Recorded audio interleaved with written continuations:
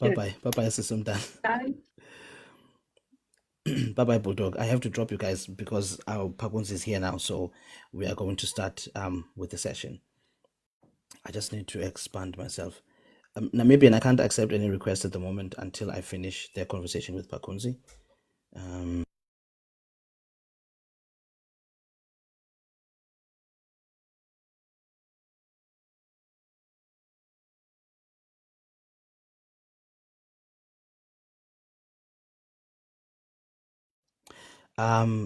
Pakunzi, can you just give me 2 minutes? Just literally 2 minutes. Just literally 2 minutes. No. Don't talk about what we are going to talk about. I'm just gonna bring up Misa, Nohiba, no Bulldog, just to kind of keep the conversation going. But don't touch on what we'll talk about. I'm coming back now. I just need 2 minutes, literally. Something just arrived at my door.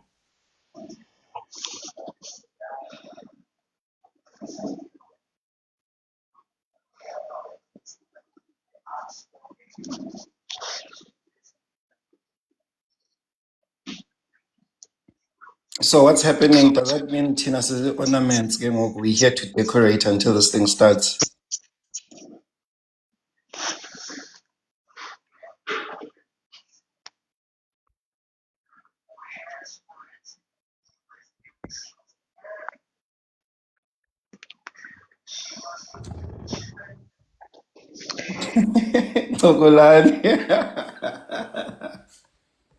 You know, have you been to church now?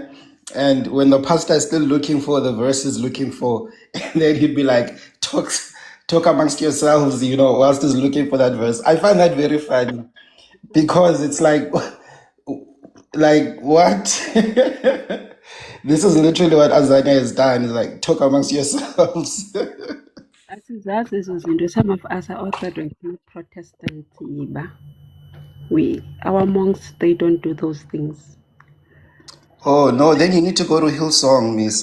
You will experience those things. Ihamba noMeshi yakujaja kwi-comments uthi obani abapastor abanjalo. Meshi zi-heretics. Abapastor angikhumbuza yiba ukhona umnye wakhe walahlekela ivesi yakhe ecaba befake umcinga eBhayibhileni. Uthi kunkosikazi wakhe, uphi umcinga wami? Ungaphambili umcinga uphumile kulela nto kabeyifuna.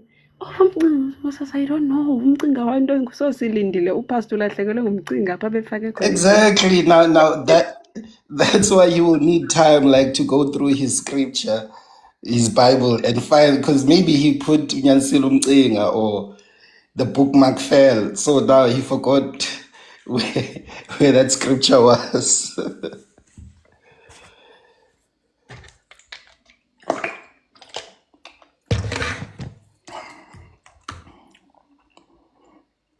So yeah, you can't know the Bible end to end.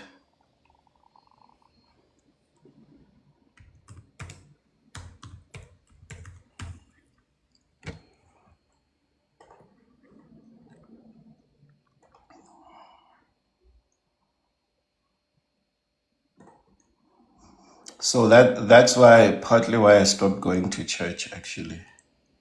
So you stop going to church because your pastor does not know the Bible? No, he does know it, but for other reasons.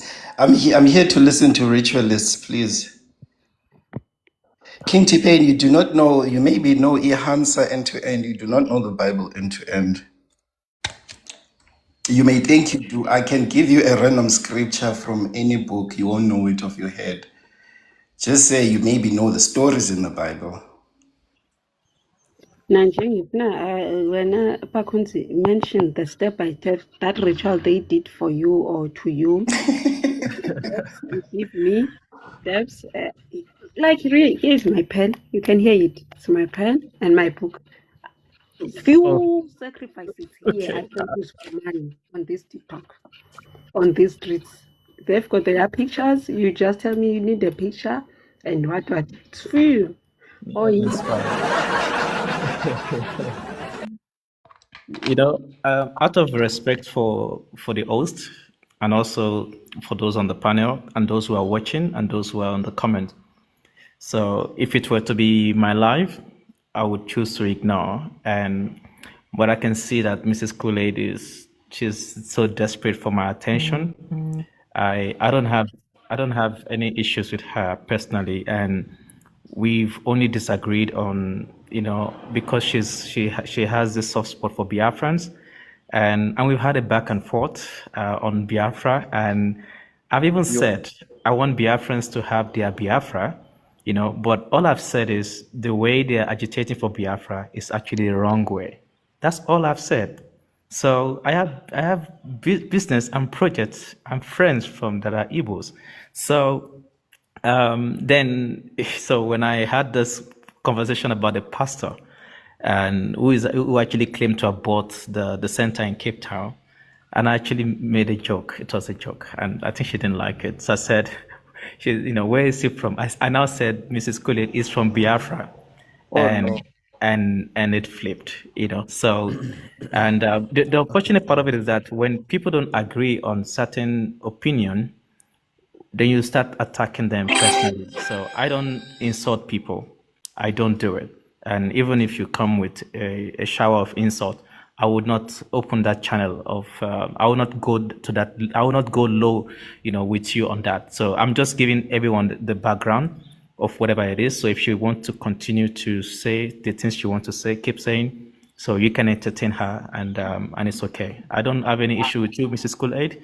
I don't know who you are. I don't know what you look like. I've never come across you. It's just TikTok, and I'm not. I'm just responding because I know that you want the attention, and I've given it to you. I hope you're happy. I hope you're fine. And let's not distract the audience from what we're going to talk about this afternoon. And they've all taken time to listen to me, and I will be honest and brutal, as honest as possible. Thank you. Don't worry, Pakunzi. There's no shortage Right, of guys. beef. So declared WAR I'm back. today. I'm back, guys. Sorry. I'm back, guys. And can we please drop so I can start the conversation with Pakunzi? Ask his buffet.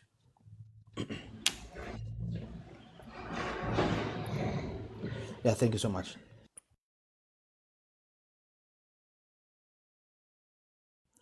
Yeah, okay. Thank you so much, guys.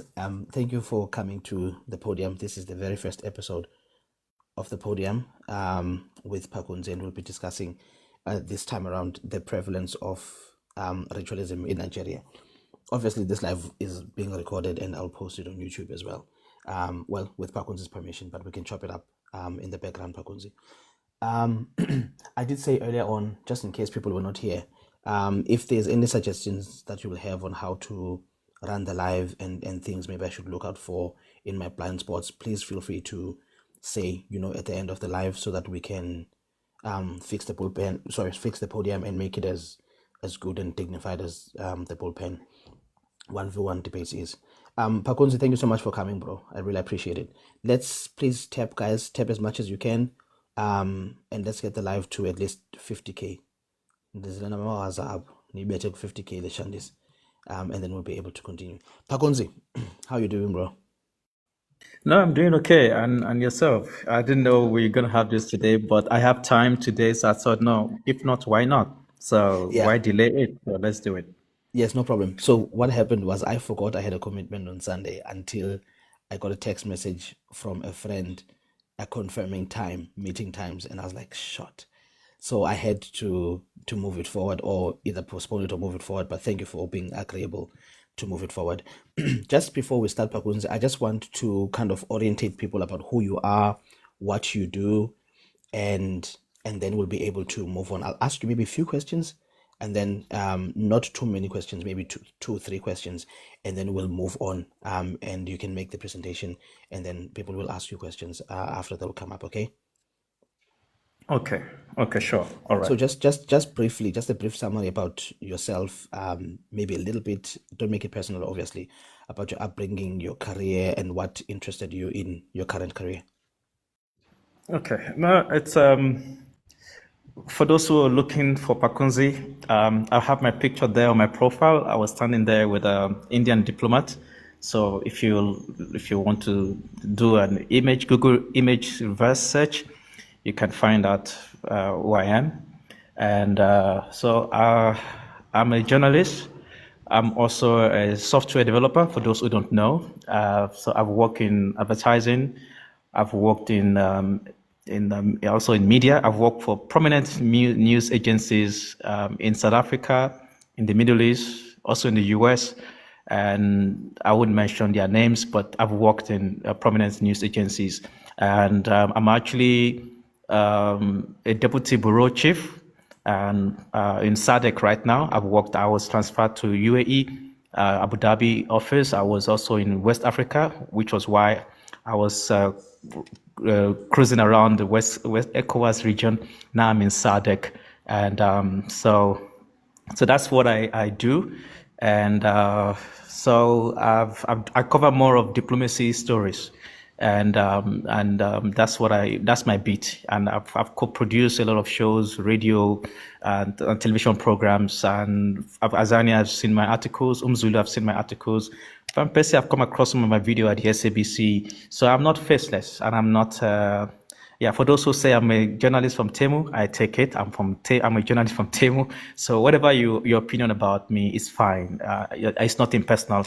So I love my country. I'm Nigerian, 100% Nigerian, and I know a lot of my brothers don't like what I say and what I do, and it's because they're not used to this type of Nigerian. And I'm hoping that they will get used to me with time, and because we need to take back our country, we need to take it back. And this topic is really personal.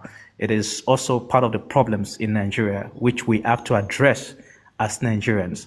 And this is not a conversation to drag Nigeria, because Nigeria is already in the mud.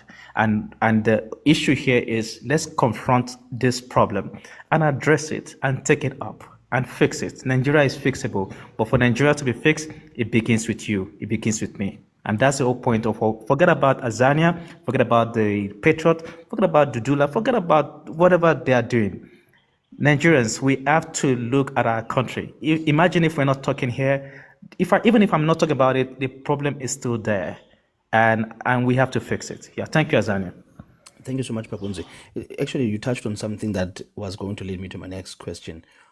Why are you so intent on being honest, even if it is at the expense of the integrity of Nigeria? Why are you so intent of being honest about what is happening in Nigeria, basically swimming against the tide? I've always been like this. My parents know. My friends know. I've always been like this. And I know I'm different. And I know I'm weird. And I know I'm crazy. Like, I have always been like this. So even my high school, my varsity friends, they know me to be different. So when I came to TikTok, I didn't come to TikTok for this. This is me every day. This is me all the time. I've always stand for justice. I'm someone, I don't like people looking down on other people. I've always been, I've just been up straight, and it doesn't matter what's going to happen. And for me, look, I turned 41 in February. I've seen it all.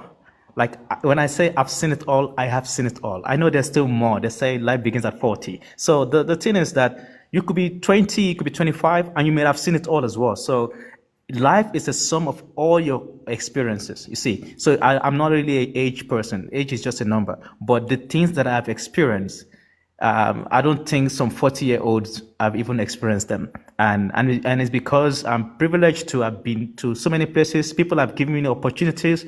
And I just believe that I believe so much in law of nature. What you sow is what you reap.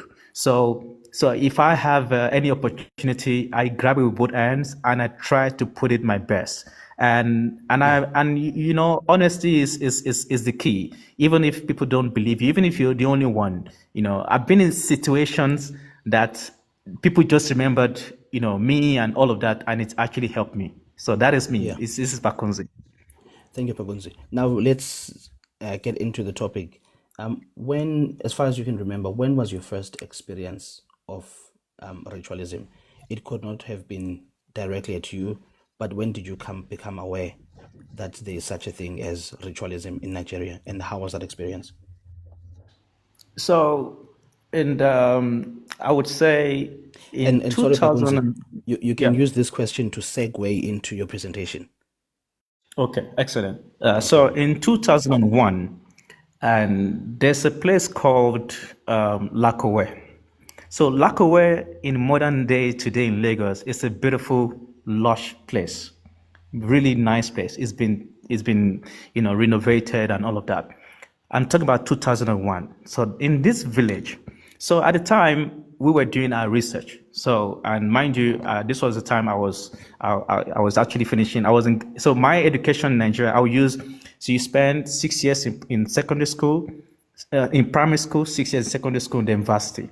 So you could say grade six to grade six in high school, in primary school, and grade 6, 7 to 12 in high school. So when I was in grade 5, I actually skipped a grade to varsity. And when I was in grade 11, I skipped another grade to varsity. So I had like a double promotion. So in 2001, I was in grade 11 and already on my way to varsity. So at the time, we're actually doing a volunteer work in this place called Lakowe.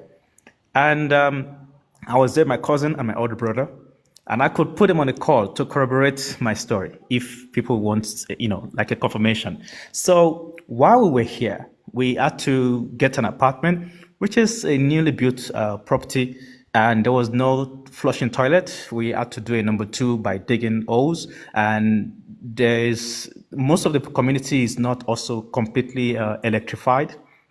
So there was an incident that happened. So and we have this wooded, it's like an outside bathroom where we shower.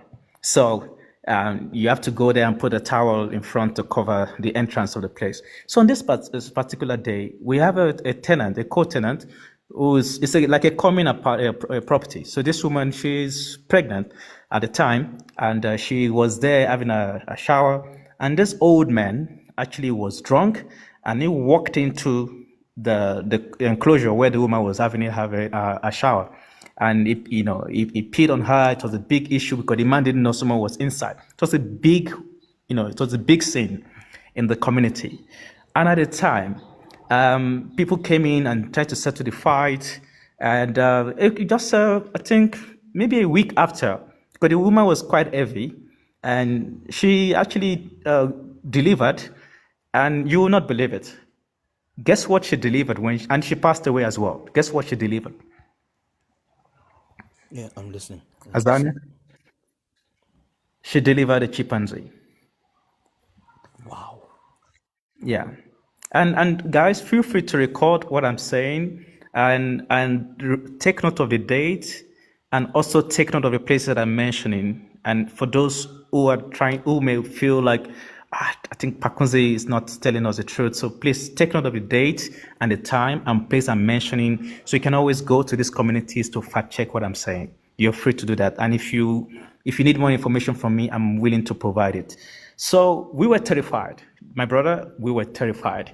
And the woman passed away, and we were all shaken. This is like first time, we've heard it in movies, and we've been hearing stories here and there. And so in the community, they brought a group of people. They call them Ayilala. Ayilala people, they actually wear white. They have this white robe that they will put on. They have this wig on their head. So they are considered to be the good witch doctor. So they are the guys who solve problems, So they were brought into the community. And while we were there, and we couldn't even sleep because someone just passed away, and we share a house with, and they wanted to catch the person, obviously. So they did their thing, they came, this water, the suspects. So they brought suspects together, and they gave them this water to actually drink.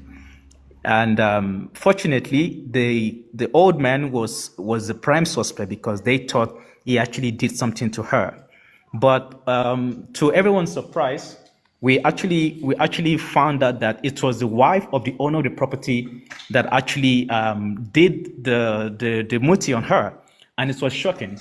It was shocking for me to find out. And even we've been suspicious of the woman, but they gave her this water to drink, and she started and this is confessing. The property you were staying in? Yeah, we were staying in. Yeah. Wow. Sorry. Go Yeah. ahead. So, and it was shocking. Like, it felt so unreal. Yeah, it feels so unreal.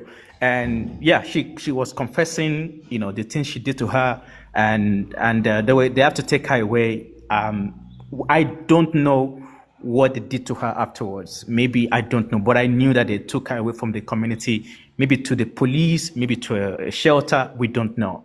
And I had to tell my cousin and my brother, like, hey, we have to wrap up our project here and just leave. So, and I think after we stayed for like another 2 weeks, and before we left the community, and that's like my first-hand experience of ritualism or voodoo or magic, whatever I want to call it. Yeah. Wow. Okay. Wow, that's crazy. And I take it nothing ever happened to you guys who were staying in that house as well with that woman. No, we were terrified. The woman usually have this, she has this, we call it tiro in Yoruba language. So it's like a eye pencil. So the eye pencil is not on the eyebrow, it's right there in the eyelid. Like you can see the eyes are usually dark, like kind of scary, but we thought it was just a sense of fashion, but we didn't know that this woman was powerful beyond the physical. Yeah. And Pakunzi, how does the general Nigerian community talk about the issue of ritualism in Nigeria? Do they talk about it openly? Is it a hush thing? Well, it's most of the Nigerians don't even know what to do about it, and which is the reason why there's a rise in churches and also the Islam as well. So, and I said that the rise of the churches in Nigeria, it wasn't because Nigerians love God. Nigerians were just afraid. So the fear kept growing over time, and of course there were other basic problems that were not affiliated to ritualism or voodoo or or muti, as we may call it, but these are just social problems. And Nigerians would rather go to church, or even sometimes Nigerians will consult these ritualists as well. Most of the time, or sometimes for solutions. So, like if you have infertility issues, Nigerians will go to a church to pray, or go to a ritualist to say, "Hey, I need a child." And this could be your hormones, it could be your diet, it could be organ reproductive issues, but they usually just would go first and to any of those people that are available for solutions. And can you talk about the issue of human sacrifice? How prevalent is the issue of sacrifice, and is there a case that stands out to you that you can share with us? Okay, so with the human sacrifice, so I'm from a place called Odogbolu in Ogun State. And it's in Ogun State. Ogun State is called the gateway state because when you're in Lagos and you want to go to other part of Nigeria, it is a state that leads you to other part of Nigeria. So it's called the gateway state. So my grandfather was a chief. So when you have you have a king in the village, and he will have his chiefs in his palace. So my grandfather is one of those one who is on the right side of the king. So, and he was also a really strong man, I would say. Like he could see problems, he could solve problems, and that's my grandfather at the time. Very chilled guy. It doesn't say much, but also at the time they have this philosophy. I will say it in Yoruba and I'll translate it in English. So we say that Akinfiomore Bore means that if you have any form of powers, the power does not work on your children or your offspring or your grandchildren. So let's say my mom was sick, he would not be able to heal my mom. He would have to take my mom somewhere else. So there's this festival that happens in my village. It's called Asemo. Asemo happens in most of the Jebu side of Ogun State.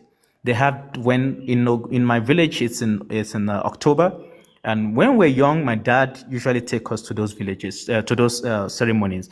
And so this ceremony, right, is done and they call it's a cleansing ceremony. So when they do it, it happens usually on a Friday night. So and it's when it happens. So my grandfather is actually the custodian of that festival. Yeah. So it will wait for us to arrive from Lagos before they start. So once we arrive, they start the festival.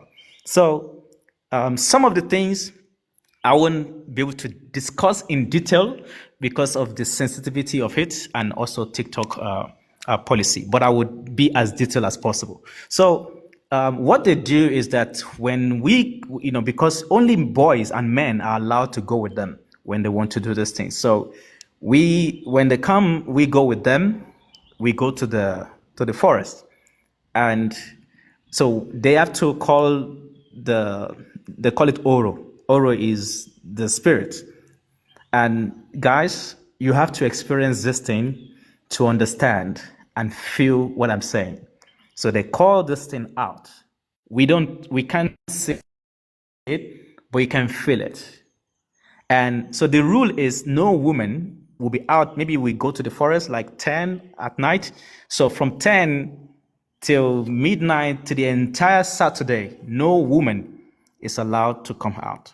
And they've been warned, if you come out, you could be blinded, you could go crazy, any harmful thing could happen to you. So women don't come out. So we go with them. We're very young, maybe like 10, 12 years old, 13. So we were just watching. And then there are things that they say, like these are like really sacred words that they say when they do their thing. And there's this, of course, this masquerade that so one of them will carry that masquerade. And it's a heavy built thing. It's got leaves on the two faces of this structure. And there are also things that they also flip, which makes sound and all of that. So and that spirit will lead them around the village. So some people are there, they can trap the spirit and they can follow it. They know which direction it's going. So, and that person sometimes can go unconscious at random times. So they have to also find a way to wake him up. That person get possessed, and they have to wake him up. And we go with a lot of gin and schnapps. I don't know if you know schnapps. So it's gin, and they do a lot of things, and we go on and on. We can walk from that 10 o'clock till maybe like 2 in the morning, when everyone is tired and everyone goes back to bed, and the ritual continues the day after. I'm giving you this context of it is generally acceptable by the community, the king, even the government of Nigeria, because the communities are allowed to do it. So in a case where someone was driving into town and did not know about the incident, because they will have given them warning. So in rare occasions, you will have people taking or people getting blinded, or even loss of lives as well. So they could say, we are going out tonight, and some people might be picked and they will be taken for ritual purposes. And that do happen in Nigeria. And of course, the Nigerian police will find it difficult because they are also fearful of any of the people that are behind these things, because they would say, oh, but we warned them. You know what I mean? So we've seen cases where people probably they were not aware of the announcement. They were probably not knowing that something of this nature could have happened. And in cases where, maybe a king passed away, and some people have stopped, these practices, by the way. We've seen some kings that are installed now. Some of them are Muslims, some of them are Christians, and they say they're not going to follow this tradition because they think these traditions are actually barbaric, and they think they are outdated, and people should not actually use people for sacrifice or what have you. So I'm talking about, this is a case where ritualism is sort of legalized in a way, because no one has been held accountable.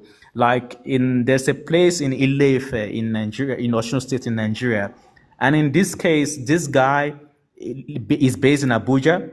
And this is a case that actually happened, and it was widely reported in the news. So he was writing an exam in the Obafemi Awolowo University, which is a premier university in Ile-Ife. So when he got to the hotel in Ilefe, he told his wife, okay, I've lodged here. This is where I'm going to be for the rest of the week. And for whatever happens, the next morning, the wife didn't hear from her husband. It's the second day, and she panicked. She had to travel to Ilefe, and they have to look for him. The school said they did not see him, and now they were trying to check for the hotel where he actually stayed. And the man who owned the hotel is a very, quite a wealthy man, influential man. And after the police investigation, they found out that he was actually unalive in his hotel. They went to his room and actually unalived him and used some of his body parts. And we don't know what type of ritual it was, but he was murdered, and the hotel owner was actually charged, and they also buried him in a shallow grave in Nigeria. So it was big news, and the case was heavy because the accused is a wealthy man, influential man, and so it went back and forth. And I think the man is in jail now. I'm not sure the state of the case. So this was a big case, and it also brought awareness to the existing ritual unaliving that is still ongoing in Nigeria. So you find cases of people meeting each other on the internet. And I mean, we found a case. This is even a Christian lady who found a lover man in Ilorin. Ilorin is about 4 hours away from where she was. She was going for the weekend. And this man also claimed to be a pastor as well. And when the family couldn't find her, and it's also a good thing to tell people where you're going. So I think she told one of her friend or cousin, and they were able to track the location. And they also found that she actually been, cut in pieces and buried around the church premises in Ilorin. Wow. So these are, quite a number of cases, and many of these cases are usually underreported in Nigeria. So, and because people have this belief that people still till today, even younger people still think, oh, if you use certain body part, you can make money, you can get protection, you can get crowd for your business, you can get all sort of things. So, which is really unfortunate. But I'll be speaking about those beliefs, and I'll be speaking about how we got here and what actually happened. Why are we engaged in ritualism in Nigeria? Yeah, Right. Thank you. Okay, we'll get to that just now, Pakunzi. I just wanted to ask quickly, is the Nigerian House of Horrors that was found in Ibadan, is that linked to ritualism, or is it just about body parts harvesting? Yeah, it is the same. So when you of course harvest people's body part, what is the use? Is ritualism.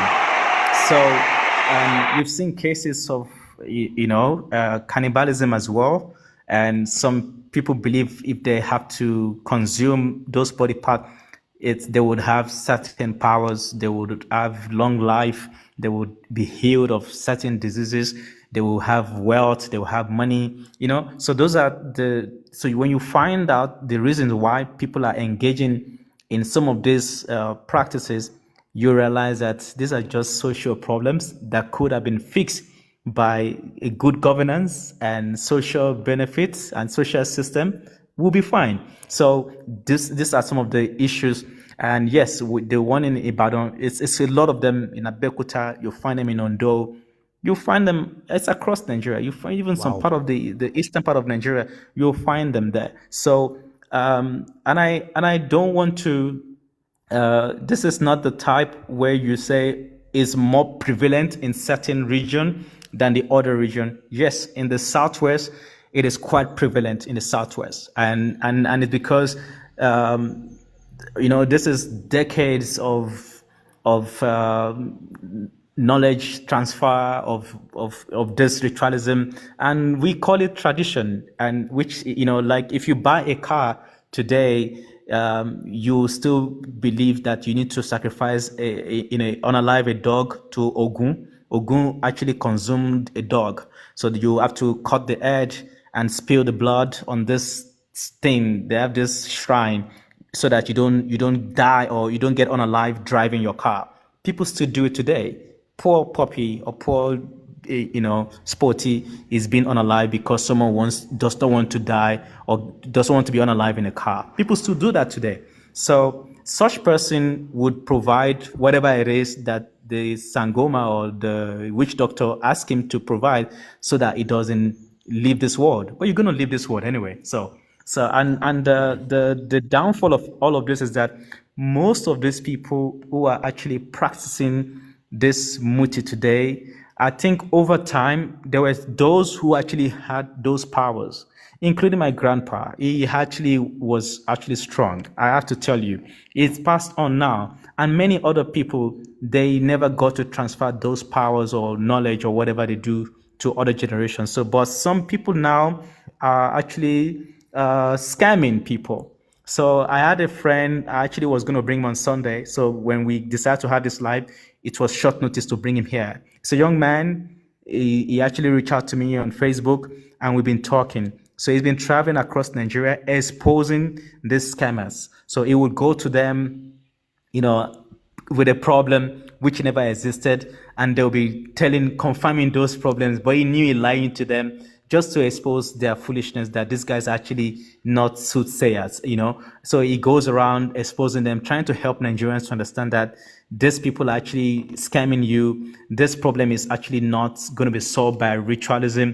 We should actually approach them. The problem is in Nigeria, they are man-made problem, which does not require any spiritual effort. So it's actually commendable from him. I will try and see if I can bring it to one of my live. I'll post some of his videos on my profile so you can get to see what is. He's a young guy.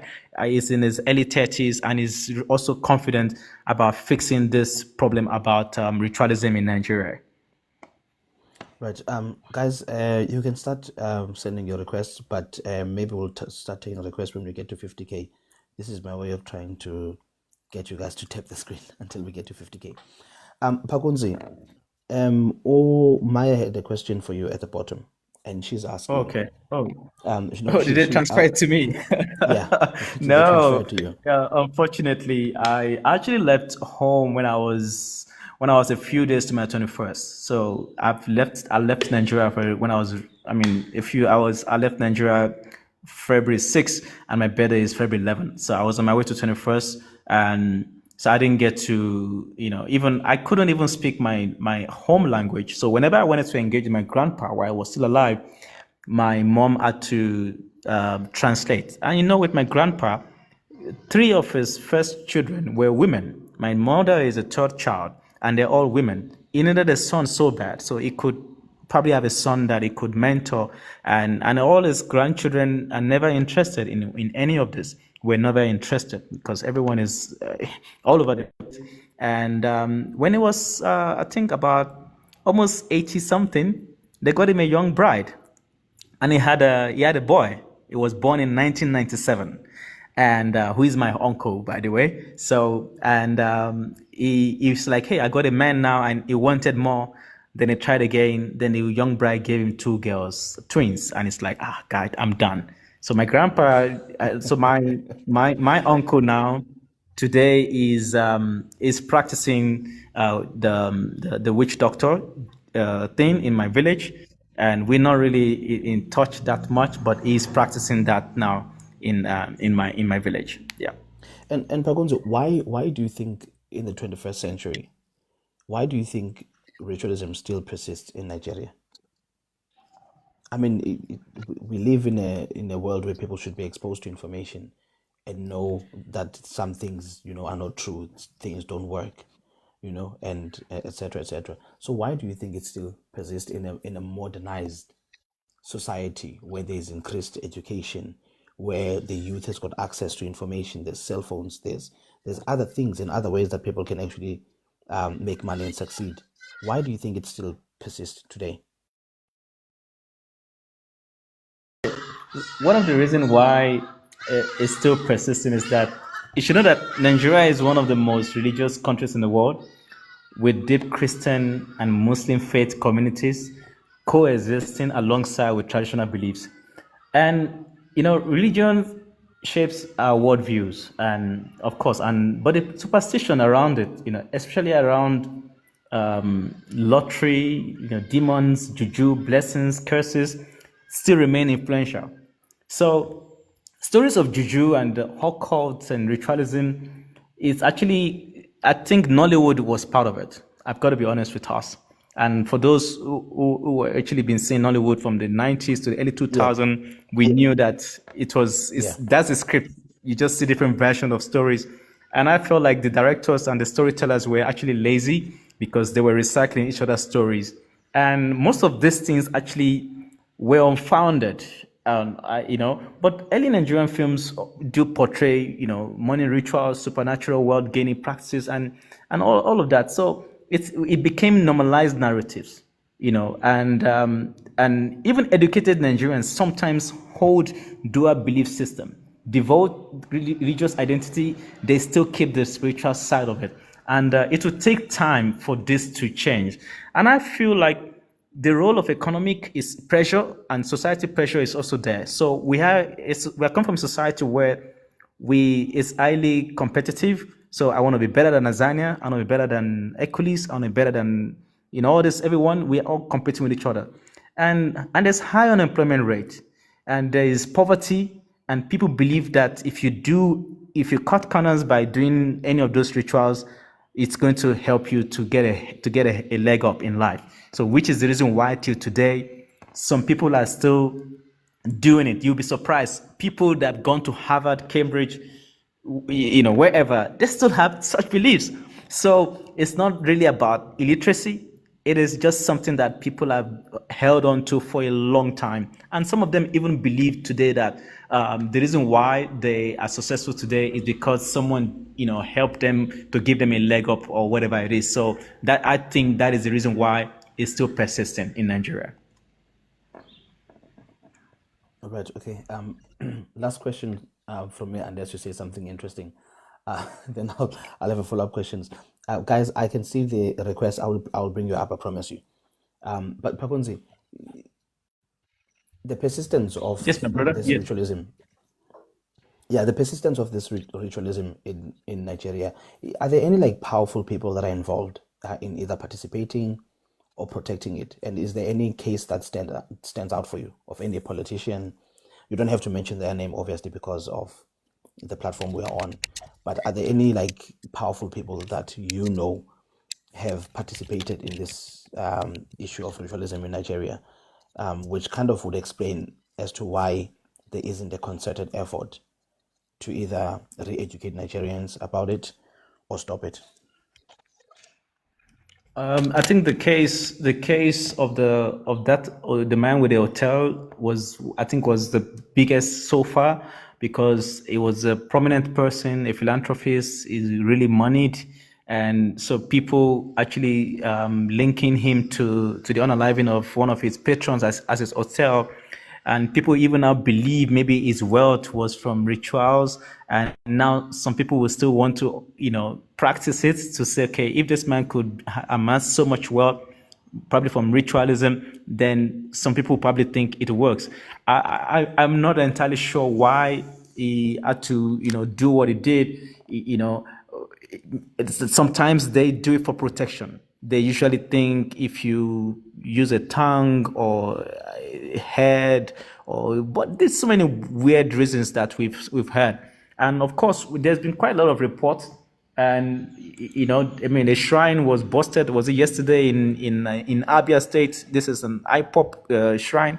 I know Mrs. Kuled will not like me saying this, but this is a shrine that these guys were believed to be using for their protection, because they think they have to do one or two things, for them to be protected. And some part of Nigerians that are the Yoruba side as well, who are also hunters, they believe they have to engage in one or two things, and which may necessarily, sometimes it could be animals, usually animals, but sometimes they would go, further up. And there are some people, their job there is they actually go out there and harvest this body part and keep them. So if someone say, I want a finger, or I want a thumb, or I want a toe, it's ready. It's like a grocery, a supermarket where you can demand for, or you want the boobs of a woman. It's different funny things that people ask for, and you just begin to ask yourself, this is 2026, guys. How are we so backward?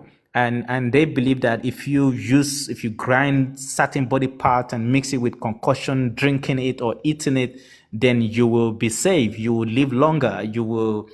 The business you're trying to do. So it's always for selfish reasons, So it's not like there was something to gain, but why would you want to use someone else's body part for you to live longer or to overcome or to get healed from a disease, or to make business to get money? So you can see that it is all for selfish reason, So this is the unfortunate side of it, because people out there, most of them are just naive, and they were just unfortunate to be in a wrong place at the wrong time.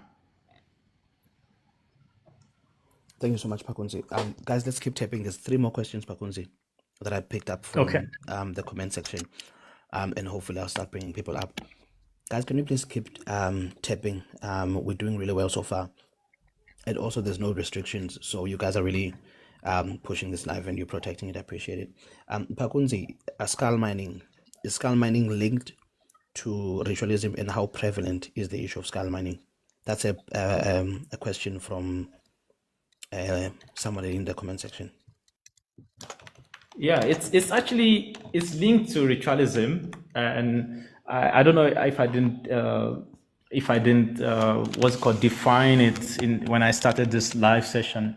So what I've just mentioned now, it is skull mining, and because some of these people they are, let me say, they are traders, and that's what they do, and you will hear as little as 15,000 naira. 15,000 naira. Let me just check how much that is in rand for context sake. 15,000 naira in rands. Let me just check quickly.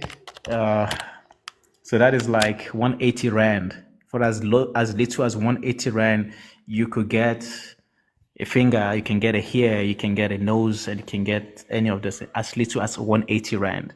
So you can see that it is poverty. That is, the ultimate reason behind all of this. Wow. Greed. Well, not really poverty. I would say greed, because there's poverty everywhere and we don't see them doing this thing. So it is greed and just wickedness. So let me just say greed and wickedness that is behind all of this. I mean, as 180 can't buy 2 people a large meal at McDonald's. So for 180 rands, your life can be taken just so that your nose can be sold. Yeah. Okay. The other question from the comment section, these are people that I don't think will request Pakunzi, that's why I'm asking on their behalf. Do you know of any cases of Nigerians who are practicing the ritualism outside of Nigeria? Is there any case that stands out for you? Outside of Nigeria. So in 2005, I was in a place in Badagry. So in Badagry is one of the last town you'll find before crossing to the Republic of Benin. And this is another scary experience of a first-hand experience of voodoo. So someone needed, was getting healed. It was treatment, let me say. And someone hinted me that 1 or 2 things was going to happen at the place. And I was curious. I wanted to see it. And we went. It's actually a remote place. We remember getting out of the car. We have to push our car, getting stuck, and we finally got to the place. So while we were here, I think I've shared this too before, but for those who didn't remember, I will share it again. So while we were in this place, the witch doctor kept saying things, the things he was saying, and they have this wooded structure, which is a shrine. And so after everybody is seated, they kept praying, and they brought out these chickens. These are like maybe a few weeks old chickens. There are about 5 or 7 of them, if I remember. So Azania, if you pull out chickens in a space, they would just be wandering around, isn't it? But in this case, these chickens actually were following each other. They lined up after each other, and they were walking straight to this structure. It's scary. And when they got to the structure, As they are getting to the structure, they go on. It's like someone takes them and flip them, and they go on their back, and you can see traces of blood coming from the beak of the chickens. It's scary, Azania. And blood was coming out during the second chicken. As they are getting, it's like there's like a shock they get when they get close to that thing, and they just get this shock and they start shivering and they go on their back and you see blood coming out. And it didn't end there, Azania. That's the first round. And they add puppies as well. Puppies, same pattern. They explain the same thing. When those puppies got to the place, they were on their back. Some of those puppies had to even do a number 2 while they were, it's like someone is squeezing life out of them. We didn't see anyone doing that, but we experienced this live, Azania. Yeah, it's a good thing there's no McDonald's. I mean, or a KFC in Nigeria, because you don't know what chickens you'd be eating. Look, I know it sounds so unbelievable, but I tell you, what I'm sharing here is real life experience. Yeah. Yeah, no. I think the only thing I don't have any desires of going to Nigeria, but if the universe somehow lends me there, the only thing I'll trust to eat is potato chips. They have to come from a deep fry as well. Last question, Pakunzi, before I bring people up. You spoke earlier on about your grandfather. Yeah. Have you witnessed I know him? you didn't see that. I know you didn't see that coming, right? You didn't see that coming. No, I didn't see that coming, but I'm glad you were honest about it. I'm glad you were honest about it. But I wanted to ask you, have you witnessed your grandfather assisting anyone performing rituals at all? And if there's any notable person that you are aware of as well? I know that, we were very young at the time. Even when I was in my first year in university, there was a time we were stuck in school and we're going to the village and we didn't have money. We were out of money, and we flagged this cab. We were in a motor park, and we told him who our grandfather was.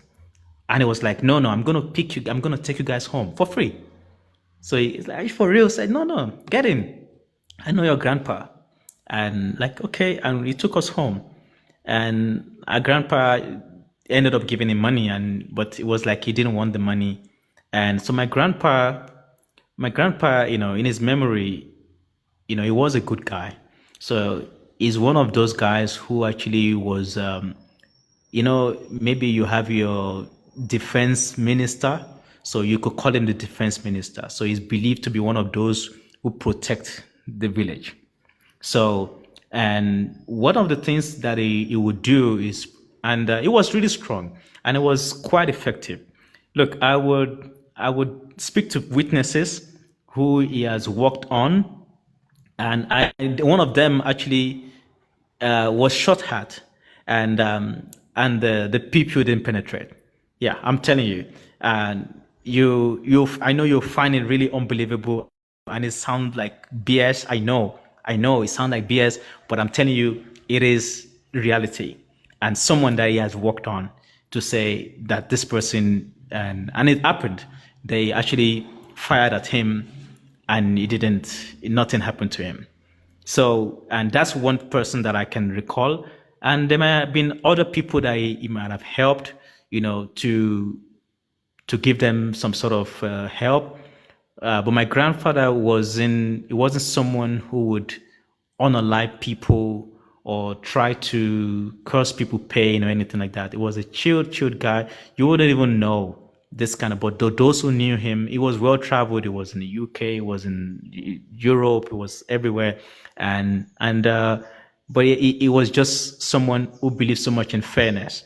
Even at some point when any of the family members were sick, he would ensure that because he couldn't help them, because whatever he's got cannot work on his children or any of his offspring or grandchildren. So, but he was well respected, and he had really, I believe he's one of those people who had the full understanding of why you have powers. So even sometimes it's just herbs. It will just pick some leaves and grind them and just make a juice out of it, and you'll be fine, and all of that. So it was quite learned, and he knew his craft. Yeah. Yeah, Pakunzi, I'm actually glad we're doing this in the afternoon and not at night. It's bad. Okay, I'm gonna start bringing up people now to come and ask questions, guys. Just rules of engagement. Okay, we have to keep the same decorum that we do with the bullpen. So please come up, ask a question, but keep to the time that we'll be giving you. You'll have 3 minutes to interact with Pakunzi, but Pakunzi will have the luxury of time to conclude or finish answering after you have finished with your 3 minutes. I'll give you 3 minutes just to start with, and then we'll obviously keep on going around until we have exhausted the conversation. I'm thinking, Pakunzi, whilst Tina, we were at school singing head, shoulders, knees and toes, knees and toes. Nigerians were thinking 350, 20 rands, 180, 180. Right, I'm going to bring people up, and then we'll start from there. Let's try and keep it decorum, okay?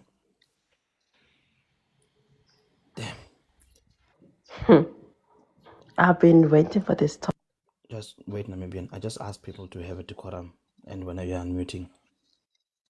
Bulldog requested first, to be fair to him, so we'll give Bulldog time to ask questions. And once again, guys, please, let's keep the decorum, okay? I'm not out of questions to ask Pakunzi. But I will, so I don't have a problem with dropping people if you are stepping out of the decorum that we're trying to put up. Bulldog, you got 3 minutes, bro. You can have an intention with Pakunzi. Sorry, host. Can you ask Pakunzi, is cannibalism tied to ritualism? I'm dropping. I'm dropping. Ngizomamela ngendlela. I'll be listening. I have That's to go okay. somewhere. I'll ask That's him the when. question. Thank you. I'll ask him when we sharp. Thank you. Sorry.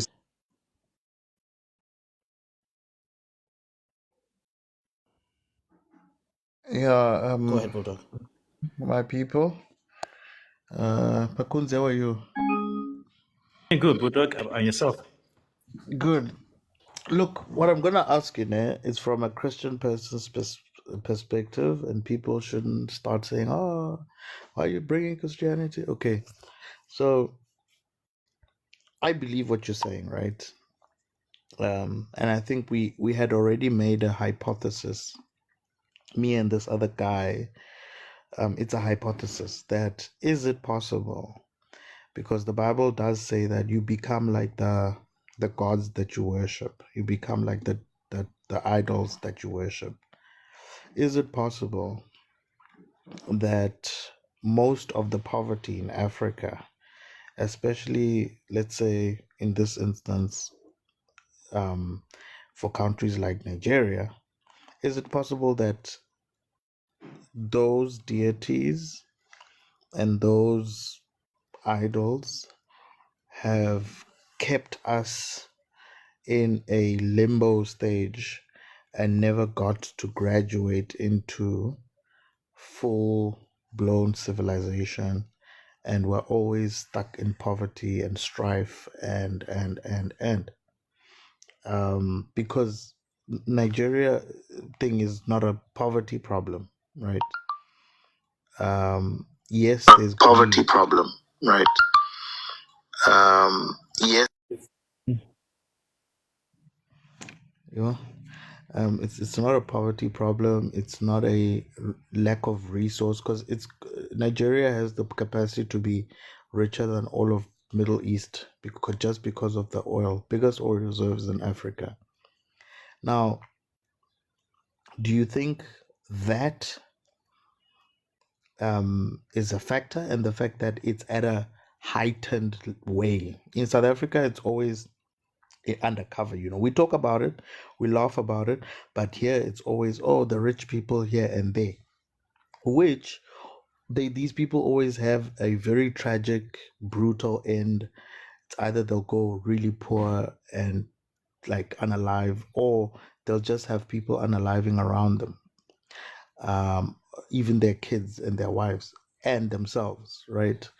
is it possible that these rituals, these deities, are the ones keeping Nigerians specifically, but Africa in this state that we are? Azania, can I respond to him now, or you want others to speak? I think I may get to forget the Go question. ahead. I was Go gonna ahead. speak because Okay. Go ahead, Pakunzi. So Namibian, thank please you, don't unmute Bulldog. your mic until I give you a time. And so with the question, so I don't think so. I believe Nigeria is where it is today. Nigerian problems are man-made problems. I do not think they are spiritual problems. I think we've created these spiritual problems in our head, and it's quite evident that you don't need to use someone's body parts to make money. And even the likes of your Dangote, Otedola, Elumelu, and all those wealthy Nigerians, they've actually were shrewd businessmen, and some of them had connections. Some of them were, of course, a proceed of corruption from the Nigerian government. But we've not seen anyone out there who's actually made it, from any of this ritualism. And unfortunately, I know the Nollywood era was a time, and the narrative, the story, and how it's usually ending, and how a pastor will come and pray and deliver demons and all of that. So I really have a bone to pick with those writers and those producers at the time, because they did a number on every one of us in Nigeria and all of that. So I don't think it is. I think Nigeria's state of affairs today, it is filled with greed and wickedness, and which is something that is, why would I want to take someone's body part so that I could live longer? Dude, you should have medical aid and have a healthy lifestyle. I have a friend who actually recovered from cancer, and he told me, he said, Pakunzi, the only thing that has saved him right now, he's a Christian, by the way, he said the only thing that saved me right now is because he took a dreadful disease life cover. When the Unit Care were actually pushing him away, he took his money, he went to Florida, and he got the best health care. He survived cancer and is still alive now. But someone will have to go to a Sangoma or go to Christ Embassy to pray. I know two people who actually had cancer. I warned them. They went to TB Joshua. They were unalived. They were told to stop chemo. They were told to stop stuff. And some will use some voodoo and whatever. They didn't make it. So I don't think it's the case. I think it's just sheer ignorance and denialism in Nigeria, and that is why Nigeria is where it is today. And Soso's question was about cannibalism. How is it linked to ritualism in Nigeria? It is, yes, cannibalism is kind of rare, but we've seen cases, we've seen reports where harvesting of body parts and, it could be the hand, the eyes, genitals and what have you. We've seen cases, that people actually had to consume them, and not because maybe someone might have told them to do so. It is actually linked. You wouldn't really find someone waking up today, I feel like, eating someone's legs. So they're actually instruction by this so-called witch doctors that would recommend, okay, if you eat this body part, you have more years or you have more money or whatever it is. But the appetite for these things are usually fueled with greed, and I will repeat it again, greed and wickedness. Yeah, thank you, Bulldog, and we'll just get the next question. Thank you. Yeah, thank you so much, Pakunzi. Guys, please, let's keep tapping. It's We my are very turn. close to Eric. I know, Namibian Queen. We are So close when's my to... turn? Oh my goodness. Are Let's you rushing please step somewhere? to ADK and like the live and share the live, okay? Please, guys. Go ahead, Sigma. Yeah, no, thank you guys, and thank you, Pakunzi, for this session. Although I came a bit late, I'm just pissed off. I'm pissed off because we don't like losing as South Africans, and this seems to be the only area where Nigerians truly outshine us. So I think we can do better as a country, Azania. We really need to do something about this. You know what, Sigma? I'm happy to take an L on this one, bro. Yeah, but before I get to my question, I just want to say this. This is why I'm against the whole idea of multiculturalism. I believe in diversity, but not multiculturalism, because cultures are not just like different cuisines that you can try. They carry moral frameworks and spiritual beliefs of how people should live in a country. So when different cultures occupy the same space, I think you're going to get conflict.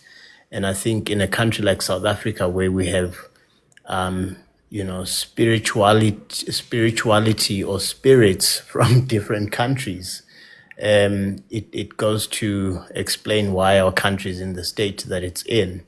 But my question, Pakunzi, is, having lived in South Africa, I know there's no such thing as a witchcraft index, but like, would you say our witchcraft is weak compared to that of Nigeria, in your experience? Thank you. Yeah, good question, my brother Sigma.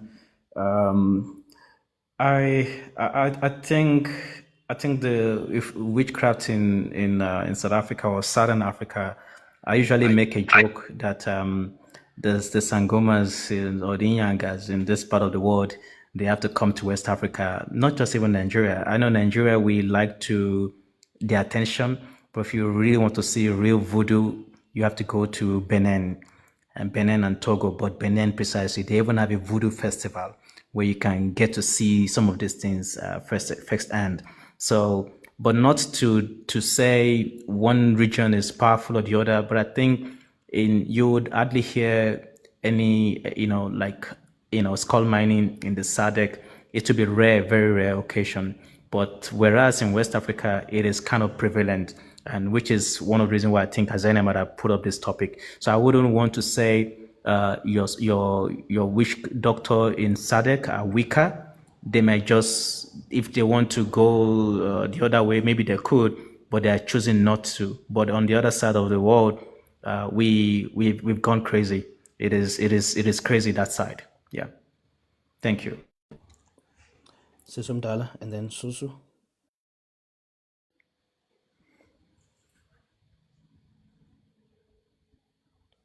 Sisumdala, are you there? Yeah, I'm here. Like, Pakunzi, hi everyone. I just wanna ask, do you have anyone in Nigeria who got rich because of these rituals? One person, like this one was poor, who did a ritual, but this one is rich now. No one. I don't even believe in it. No one. No, not you not believing. Do we have like live not believing, you not believing? Do you have I don't.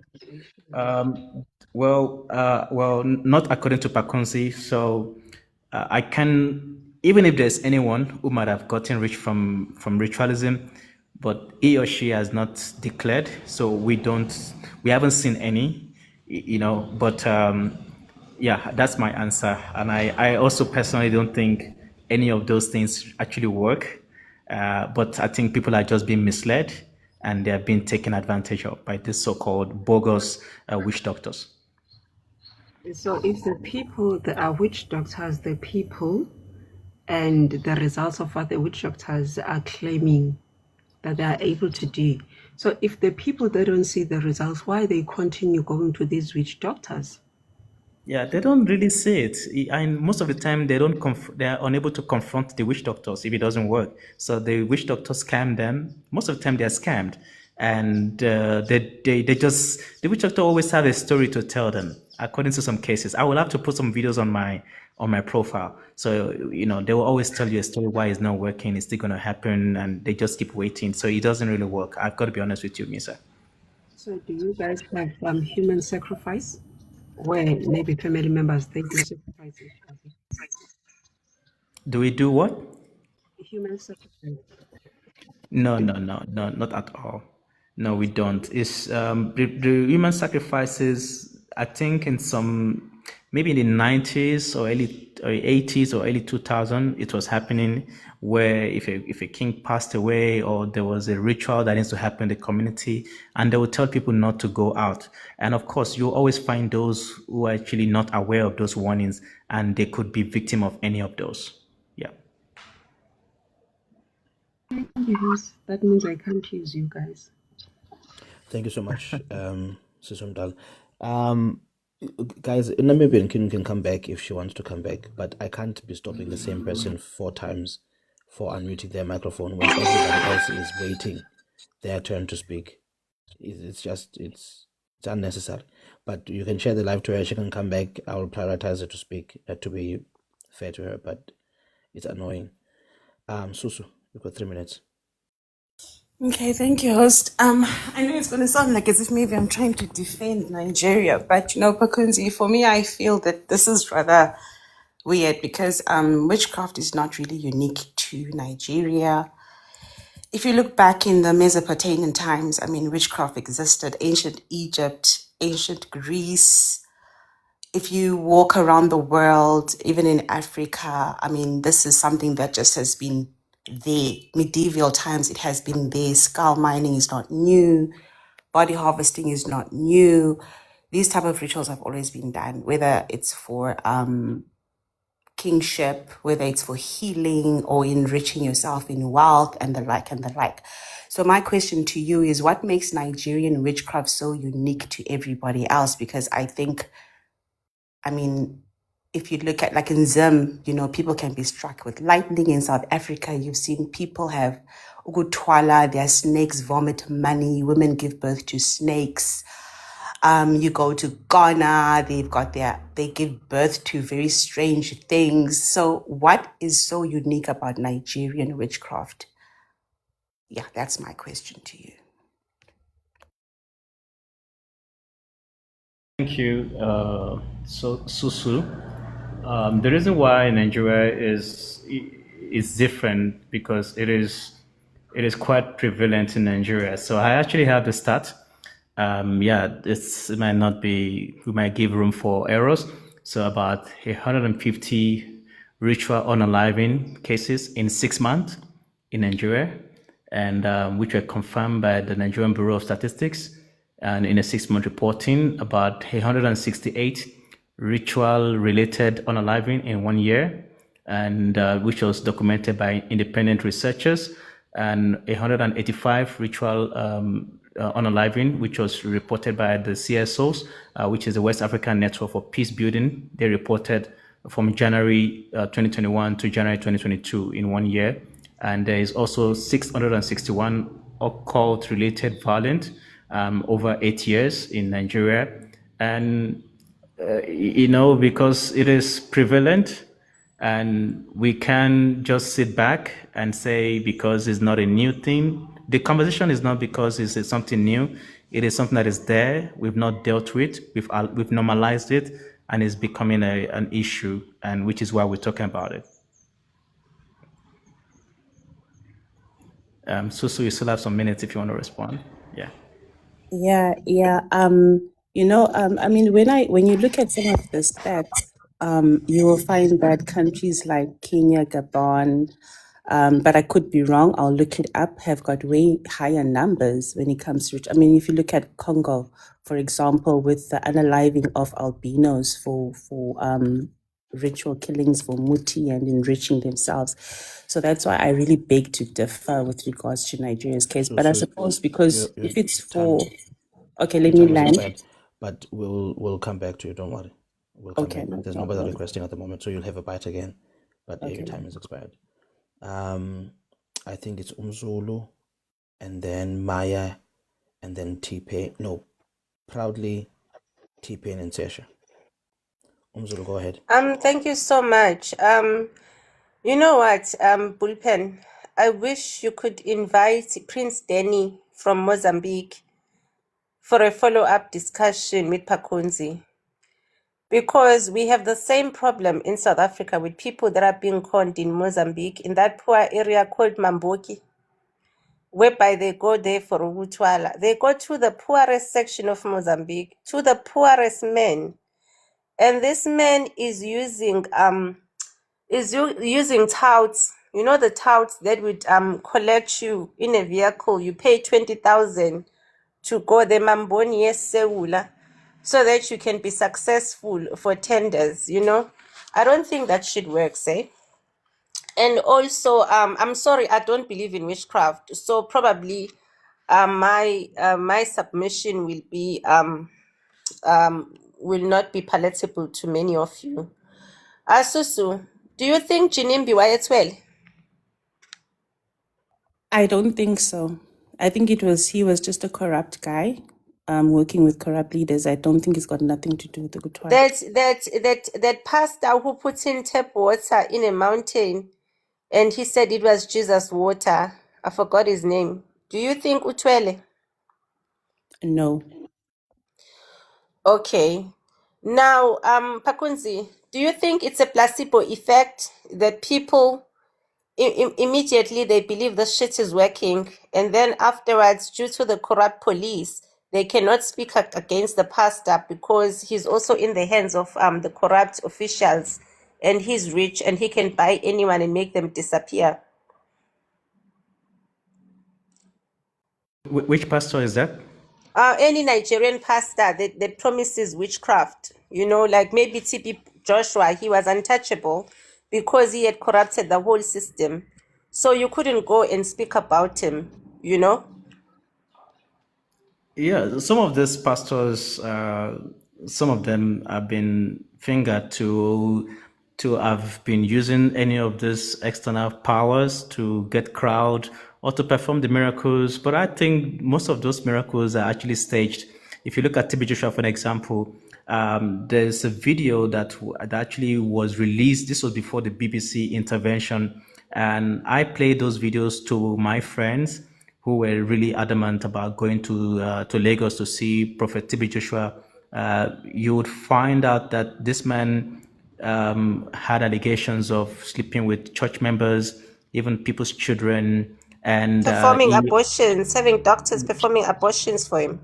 Yes, and before you go to his church, you would have filled some fill forms, detailing information about you. He sit back somewhere and he memorize most of this information. So when you are there, then he start prophesying about you, and you're thinking it's a miracle, it's something supernatural.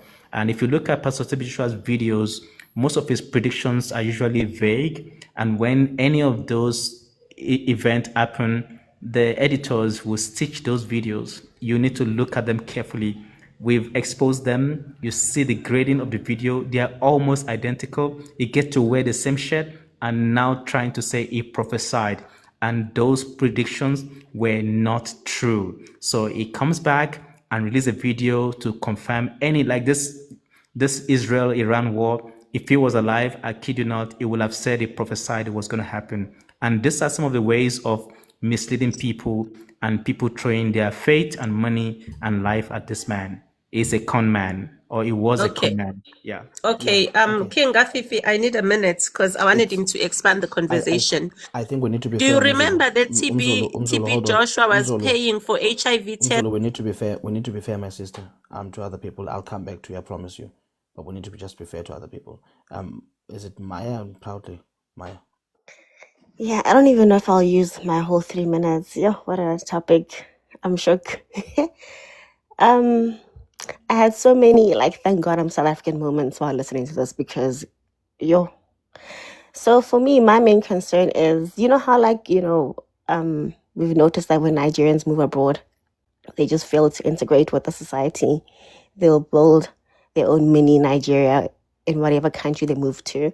So in your time in South Africa, did you ever notice them bringing this ritualism culture into our country?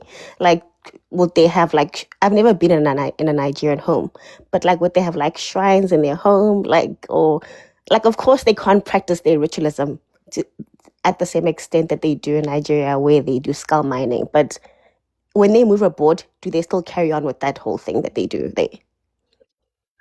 Yeah, thank you for the question, Maya. Some of them still do, but may not necessarily have a shrine in their homes. But some of them are still in touch with their witch doctors. We've seen cases where the witch doctor would prepare concussion, and they will be couriered, to South Africa, and they can continue. So of course, not all of them, but some of them still hold on to these beliefs. They believe that before you leave your house, you need to take a sip of something so that you are safe from hijackings, you are safe from accident.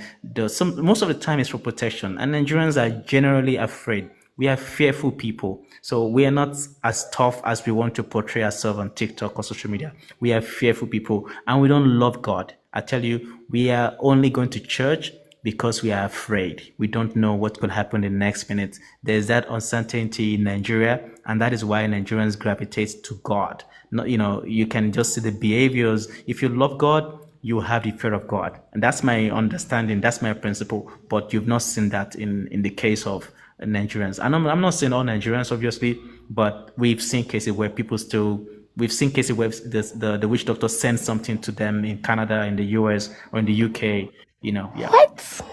Wow, guys, wow. Yo. So the last one, you know how I think I actually got that stat from you that in Nigeria there's only 9 mental health hospitals. Don't you think maybe that has to do with this whole ritualism thing? Because if you as a grown adult genuinely believe that, okay, if I eat a tongue, then I'm going to be rich, there's no way you're mentally well. I feel like it has to be tied to that. That's actually correct, Maya, because people think mental health is a superficial thing, but they don't know that when you're exposed to certain BS for over a long time, it becomes part of your life, then you are actually not normal anymore. So there's a lot of things we need to unlearn and relearn. And also, when I spoke about Nigeria having just, I think 3 or 4 women in parliament out of 109 seats, that's a problem on its own. And how do you expect society to actually get to work? So you're spot on with the issue of the mental health. It's also part of the problem where we've not been able to talk about it, how much more addressing it. And I think most of these witch doctors, they are doing what they're doing, getting away with it because people still patronize them. And I think most of them are just scammers. We might have had an era where people were actually powerful. I think most of those guys actually, passed on with those powers and knowledge. The other guys who are there now, they're just taking chances, in my opinion.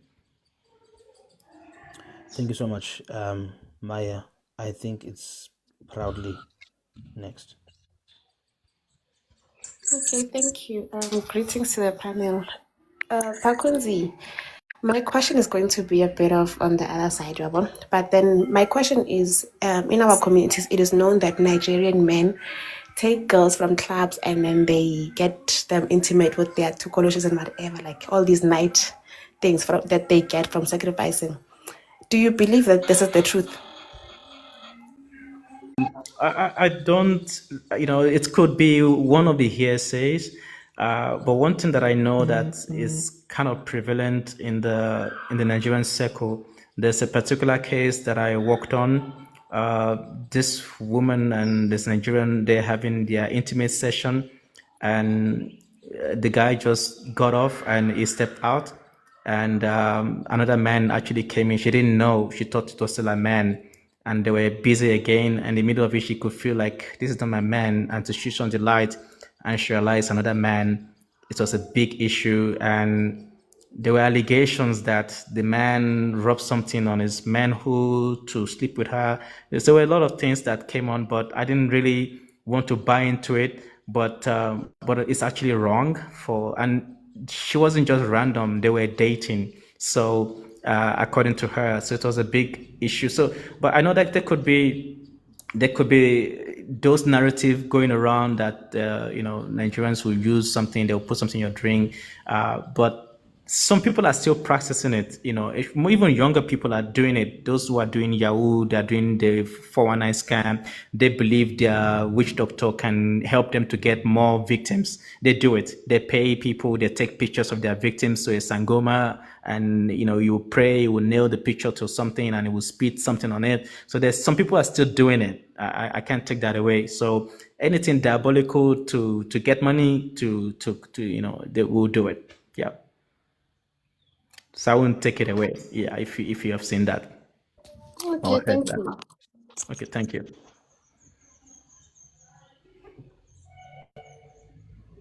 Thank you so much, guys. Can we please keep let's keep tapping until we get to 100K.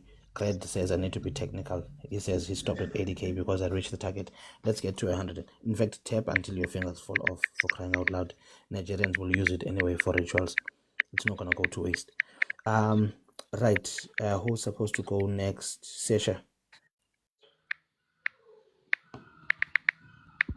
Is it Sesha or T-Pain? T-Pain's code. I think it's T-Pain. Okay, yeah, T-Pain. Sorry, T-Pain. Go ahead, T-Pain, bro. Hallelujah.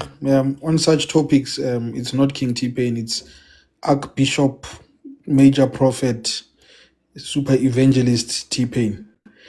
Pakunzi, okay, there is one part I would like to disagree with you on. I believe that these rituals work. The reason why I'm saying that, TB Joshua, he is a primary example of that. TB Joshua is a primary example that rituals do work. The fact that we may disagree, and we may disagree with many people, the fact that TB Joshua is hiding somewhere and people are actually thinking that he's dead, that itself is witchcraft.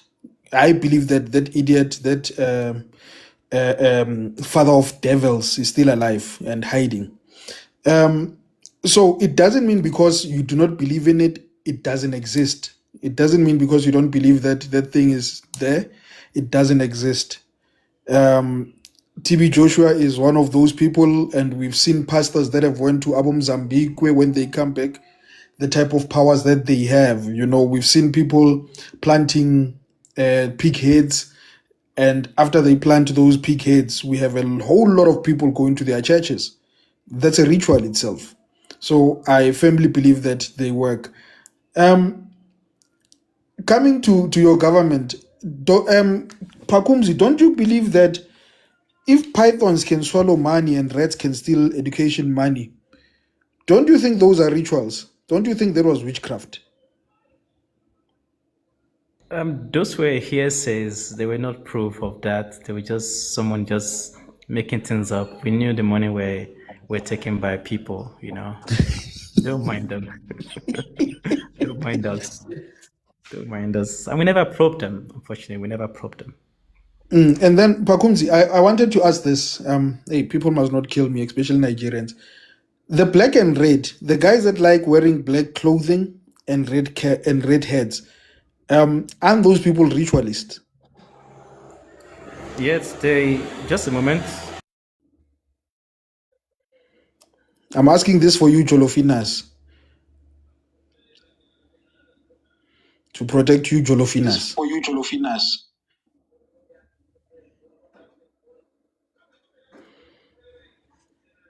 Obabani labo, the Jolofinas, our name, obaziyo nje. We will drop you. We cannot tell people not to So open their mics and then you open your mic. the Guys, Namibian girls, no susu. guys, no, we're not.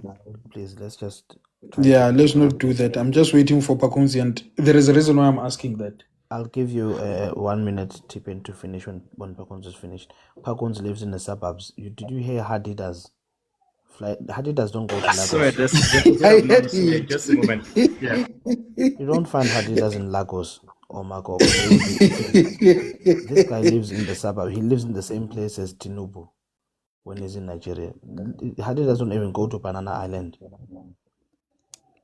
Amen. Must be in some sort of an underground. Well, can be underground if there's Hadidas fly. Okay, I have time now. Sorry about that. Yeah. No problem. Yeah, my question T-Pain, 1 was, minute. these guys that wear black clothing and white and red heads, is it a tribal thing or are they actually ritualists? So you're talking about the witch doctors, because witch doctors, they sometimes wear these things as their uniform. Some wear white, some wear different colors. It depends. Yeah. No, specifically the ones that wear black and red heads. It's all black and then they have these red heads. I can't really tell. I can't tell. But is it like a group of people or it's just individuals? It's it's individuals. They like wearing that. And I remember there is this Nigerian guy I asked. I think I told you that I used to be in the studio with people of TB Joshua, and they would say that normally when you see those people, they are ritualists. I think it's just it's just too much Nollywood. I have to be honest with you. And yes, I know that there is quite a lot of things happening in Nigeria. And most of these people could be brainwashed, and some it could be a bad taste of fashion. But when it comes to they're also cultists. So we have the Buccaneers, we have the Aye, we have all these other groups, the Black Axe. So they usually dress in they wear certain colors. So if you're referring to those guys are just cultists. Sometimes they practice voodoo or black magic. They do it to protect themselves if they're going to hit someone or someone is coming to hit them. Yeah, and some of these witch doctors, they also wear those colors as you mentioned as well. They would have this white thing on one of their left or right eye, and you've seen some of them in the movies. And some of them don't even wear any of this clothing, and they don't want to be. They disguise themselves when they're out there, or just for people not to identify who they truly are. Yeah. Thank you so much. It's going to be Siesha, then Seula, and then I'll have a dealer's question, and then we'll take it from there. Okay, thank you, host. Greetings, host and the panelists. Pakunzi, you've mentioned a bit about your family, so my question is going to be related to your family. If it's personal, it's okay, you don't have to answer the question. But I wanted to know, you said that your granddad didn't have any sons. He struggled, in inverted commas, to have sons as he had daughters. And then he got married to someone, unless if maybe I missed it a bit, and then that's when he had a son. Do you think that perhaps your granddad had to undergo some sort of rituals in order to have a son? And then the second question would be, right now, your uncle who's practicing as a witch doctor, because you said that your granddad trained him and everything, have you witnessed anything from him that's giving witchcraft? Yeah, thank you for this question. Very thoughtful of you. I can't really say, if he had to go through any sort of rituals for him to have a son. I think it was just sheer luck, because when he had my uncle and he tried again, then he got two girls who were twins, and he was like, "No, I'm not doing this." So this is biology, the X and Y chromosome, and over time, people, a lot of women suffered thinking it's the woman who decide, but the gender, it comes from the man. So having three women, but there was a huge gap, because my mom she's in her 60s, by the way. So, and my uncle is 1997. So you can see the gap that my grandpa had to wait. Probably quite a lot of things change, his diet or food or whatever it is. But like my uncle now, we haven't been in touch in a long time. But I know he was trained and is now helping people in Nigeria, and he's actually working with the king in the country. So he will probably replace my grandpa when he's come of age in providing security or protection for the entire village. Yeah. I think Sesha is finished. I saw her thumbs up. Seula, you got 3 minutes. Thank you. Thanks, And thank host. you for behaving, guys. It's refreshing. No, thanks for the host. Okay. There's some a bit. Okay, Misa. No, thanks. Hi, Pakunzi. Actually, I've missed about 80% of your submission, even though I was I was online, so I got distracted because I'm a little bit busy now. But I think with the little things that I've managed to grab, so I have because I think you were focusing on Nigeria. I'm not sure if you also spoke about West Africa in general. If you did, I'm sorry, because like I said, I've missed most of your submission. I don't know if you spoke about also the Benin, and then, this thing, I'm not part of those people, but, believing is a different story altogether, because it depends. I've been to that site, and I think I've told you this before, Pakunzi. I've been to all those places. So I can confirm that indeed the voodoo does exist, and somehow it's a little bit difficult to explain, especially to an average person. You just have to be there to experience it. So it's not only happening in Nigeria. Maybe you did explain Pakumsi, but yeah, Benin is actually, I think, the center. So I'll always say that when you go to places like, and I've said this before in other platforms, Ghana, Togo, Benin, Nigeria, maybe you can even go as far as Cameroon as well, So that does exist. So I don't know if maybe, can I ask this question that is related to, the rituals that are happening? Are they also linked to the rituals of like the likes of Black X? Because we have seen things happening there where people do things that are not normal. And do you consider that as well as, being the part of the voodoo or the whatever rituals or the dark world? And the other thing I've heard you talk. Have you ever heard of the? I think someone was speaking. I think it's Ish. Was talking about Mamboni as well. That is in Mozambique. That's where also I think in South Africa. I mean in Mozambique, where I think it was Ususu or something like that, who was talking about the ritual not only happen, or these things not only happening in Nigeria or in the West Africa. I'm not sure if you've managed to engage her on that regarding the Mozambique. Mamboni, to be precise. Yeah, no thanks, man. I'm a little bit busy. I'm distracted. I'm sorry, guys, for just no thanks. Let me just drop what No, I'll it's be okay. listening.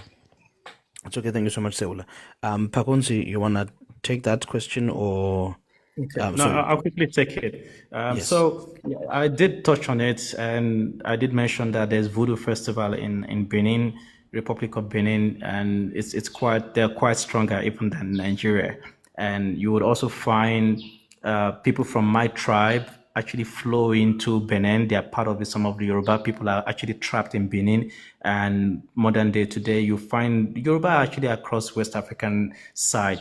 And regarding this, I confirmed that voodoo does exist. There's, black magic or whatever I want to call it.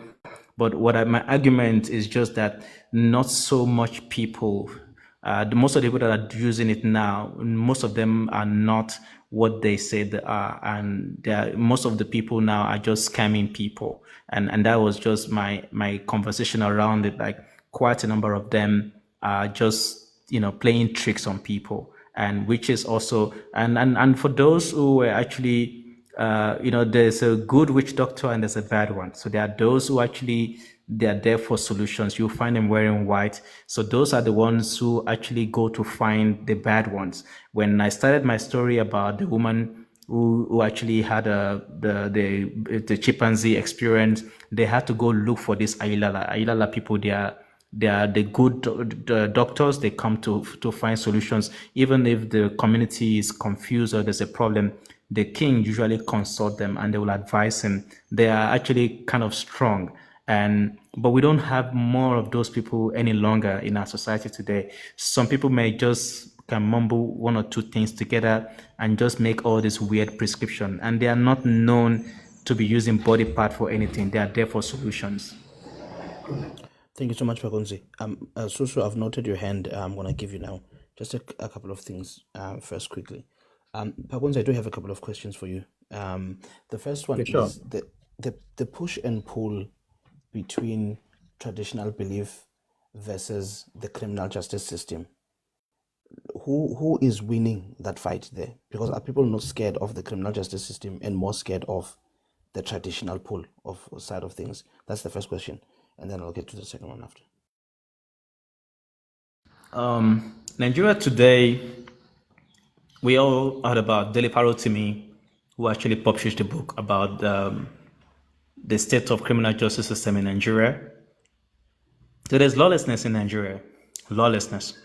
If you've been following news in Nigeria lately, you'll find government officials, the impunity, It's about the rich and the poor. It's about the elite and the common masses in Nigeria. So I know people will argue that there is rule of law, but I mean, we saw Ekuli's video, how he was brutalized by police. And Ekulis is just one out of many people. I can tell you even today, if we're to look now, we'll find people who have been victims of injustice in Nigeria. And people are... Okay. So to answer your question is people are, it's just the lawlessness and the impunity, which is the reason why people are still carry on with these practices in Nigeria, because they know once you have money, you can get away with anything in Nigeria. I mean, the same Nigeria where someone was sentenced, Bobrisky was sentenced to prison, but they took him to an apartment. Can you imagine that? The judge said he should be sentenced to prison, 6 months or 3 months in prison, but the correctional services took him to an apartment. So that is Nigeria to you. If Bobrisky had not ranted it out on a call that was recorded, most of us in Nigeria would believe he was in prison. Yeah, thank you. Okay. No, it's okay. I won't ask my second question. I just want to say, guys, I'm going to step away in about I'll step away now. But Umisa is going to be in charge of the panel. Please respect Umisa. She's soft-spoken, but don't take advantage and overpower her. And then OT Pain will also be there. I'm still listening in the background, but I just need to do something quickly. Misa, stick to the 3-minute timers for everyone strictly, just so that we are fair to everyone else. I'm still here, guys. I'm still here. I've not gone anywhere. But Umisa will probably just be the one allocating roles. And if Umisa has to run, T-Pain will take over. But just please be respectful to Umisa. She's soft-spoken. She's not going to shout over people. Okay, I think Ususu, and then we go to Aish, and then Sigma, T-Pain, and Maya. Okay, thanks, host. Pakunzi, I still remain, with my stance. Don't you think that maybe this witchcraft thing in Nigeria is over sensationalized or exaggerated, and maybe precipitated by, like social media and these movies that they make, where they sort of like create some form of a fear of, Nigeria is dangerous. And then also because of, like the killings, and then they are maybe framed as supernatural, as ritual killings, just concluding them as supernatural explanations or something like that. And also, don't you think that we would expect a higher population of unalivings in your country because of the population count? You guys are almost like 300 million. So obviously, you would obviously have a higher number if there's, unalivings in your country. Or maybe I'm just being, because when I look at countries like Haiti, God, you'll find kids as old as 5 years old really doing some odd and very strange things. And that's why I really don't think that like Nigeria is a hype when it comes to witchcraft, if at all. Like most of you guys have actually said here that there's a lot of fakery when it comes to the witchcraft. Maybe there can be one or two that really practice the real deal, but I don't really think that Nigeria is a hype when it comes to witchcraft. I don't really think witchcraft in Nigeria is that serious. It's just like what you said, people just being opportunistic and trying to make an extra buck. There's real places where there's some serious witchcraft. Yeah. Thanks. Okay. Thanks, host. No, thank you, Susu. It's okay, and I understand where you're coming from. And okay, so maybe I will have to, share some links, because we have some community radios in Nigeria, and which you may not understand. I'll speak of the Southwest and the issues that they talk about, because most of those people don't even engage in English; they engage in Yoruba, and these are stories that we hear every day, and I'm not trying to exaggerate any of this, and it is prevalent in Nigeria. We haven't done census in Nigeria since 2005, and this is 2026. At least an average of 10 years, we should have census. So most of the population that we have in Nigeria is estimate, and we know we like to brag about the population a lot, and so we don't have the exact amount, and also we actually this also is disputed. About 7 million babies annually, people said, or reports said. And so I'm just trying to say that if we have the culture of keeping accurate data in Nigeria, Nigeria has the highest HIV babies right now, is a sickle cell capital of the world. And these are scary, data that we should actually go back to the drawing board right now and start working, because when this HIV becomes full-blown AIDS, you just see people unaliving. And this is a country that has not really implemented quite a lot of interventions that are necessary. So, and most of us are not in Nigeria. We don't have the experience of what an average Nigerian is actually going through. And most of these people are the ones who defend Nigeria, a country that they also escape from. So if you love this country so much, you'll quit that fancy job wherever you are, you'll be on the ground in Nigeria, experience whatever they're experiencing. So I understand you feel like we shouldn't make it as a big deal, but we are victims. We have real people whose father left the house to go find food and he never came back. And I don't think they would want to agree that it is not serious. So it is serious. And then Nigeria is also, we don't have a strong community journalism in Nigeria. So most of our mainstream news are owned by politicians or friends of politicians. Most of the news in Nigeria are usually around Abuja and Lagos. Very few regions in Nigeria are covered. You only get to hear about the north when there's a kidnapping. Do you hear stories about Borno, about Sokoto, or Kano, Kaduna, or Niger, or Benue? You only hear when people are getting unalive. But do you hear any other thing about them? No. And that is the kind of journalism that Pakunzi is addressing on the ground in Nigeria. We've invested our own money. We've never taken any money from anybody because we didn't want anyone to silence us.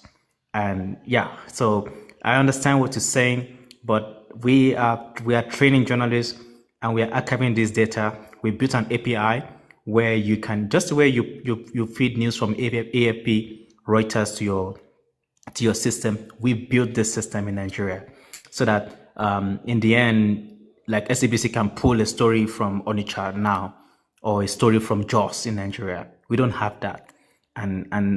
Yeah, so I'm just explaining to you that I understand that I know it's Nigeria, but these are not far-fetched. And I'm not saying all Nigerians are engaged in ritualism, but these problems are there. And we cannot leave it because there's voodoo in Ghana, in South Africa, in Uganda. We can't leave it like that. Yeah. Most of these people who are actually scamming people, they're unaliving people for nothing. That unaliving needs to stop. You can still scam people, but why unalive people? And you know quite well whatever you're cooking is just to scam people. I don't know if I've said too much, but I'll just leave it at that. Yeah, Misa, you can take over. Thank you. Yeah, if you know yourself from Umtagati now, please come up. Abozonwaba. Please. I'm joking. Miss, you can take over. High Right, Priestess Usus is already on the panel as Mutagati. Sorry. That was a joke. The time is on Sigma. No, Mina, I am Mtagati. Wait, guys. No, we're not doing that. The timer is on Sigma. Umisa seemingly is not going to speak a lot, but just watch above your head where there's a timer on top of you. It's your turn to speak. Thank you. Yeah, thank you. So I don't know what Susu is defending here because I think the topic is clear. It's about the prevalence of ritualism in Nigeria. The topic is not saying Nigeria has the worst epidemic of rituals. So I don't know where this comparison is coming from. And just because other countries have it too, it doesn't mean that it's not prevalent in Nigeria. It's obviously egregious in Nigeria. How often do you hear of people giving birth to bonobos and orangutans in South Africa? Other countries might have it too, but it doesn't mean they have it to the same degree. So I don't think it's warranted to like compare. I mean, it's and the argument about the population, to say the reason it's more pronounced in Nigeria, it might be due to their population of people getting unalived. Again, that argument is flawed, because look at China. What is the population of China? It's over 1 billion. But if you look at their murder rate, it's something like 44 murders per 100,000 people. So population doesn't increase the likelihood of people getting unalived. It's either you're civilized or you're not. There's countries with an even smaller population, but you look at their murder rate and people getting unalived, and it's nowhere near. But the same is true for ritualism. It's either a culture or it's not in a country. Population doesn't increase the likelihood of such. So I just wanted to say that. I mean, if you look at Nigeria, was it 2024 where more than 2 million were reported to have been kidnapped in that country?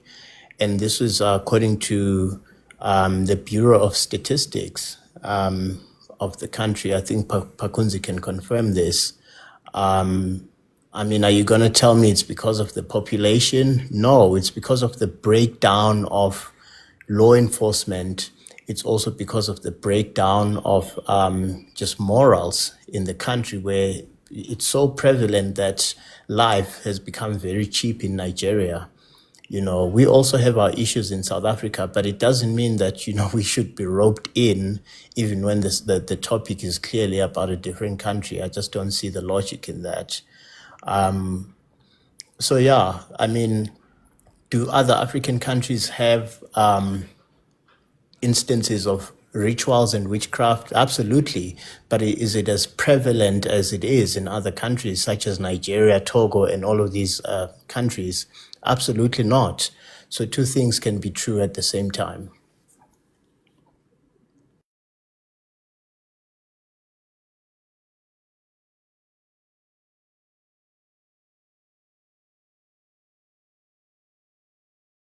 King T, Nkona, Zulu. Thank you. You know what? We seem to have a problem with the Ususu, who thinks the suffering of Nigerians does not matter. That Nigerians that are unalived, they are not significant. I mean, look at the life expectancy of Nigerians not being at war. It's 54 years.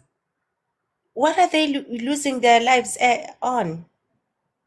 So look at the infant mortality in Nigeria. It is shocking. Look at the number of women that die in pregnancy. At 54 years in Nigeria, you're living on God's mercy. And what do you think these people are dying of? The bandits, they just happened not so long ago. But prior to that life expectancy was still a disaster. What you don't understand, and Usigma has been explaining this for a very long time, you Africans from shithole countries, you don't understand the suffering of Africans everywhere. You guys feel like the Fulanis are not a problem in Nigeria because one Africa for everyone. But the Fulanese headmen are not from Nigeria that are doing this nonsense there. Just because you want to be nomads. Right now, Nigeria will not do census because they cannot provide basic HIV testing for pregnant women. They cannot do that.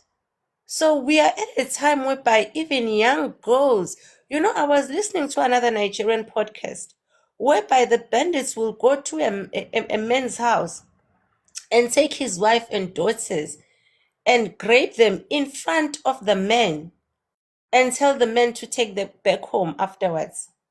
And you think in SADC that barbarism will be tolerated?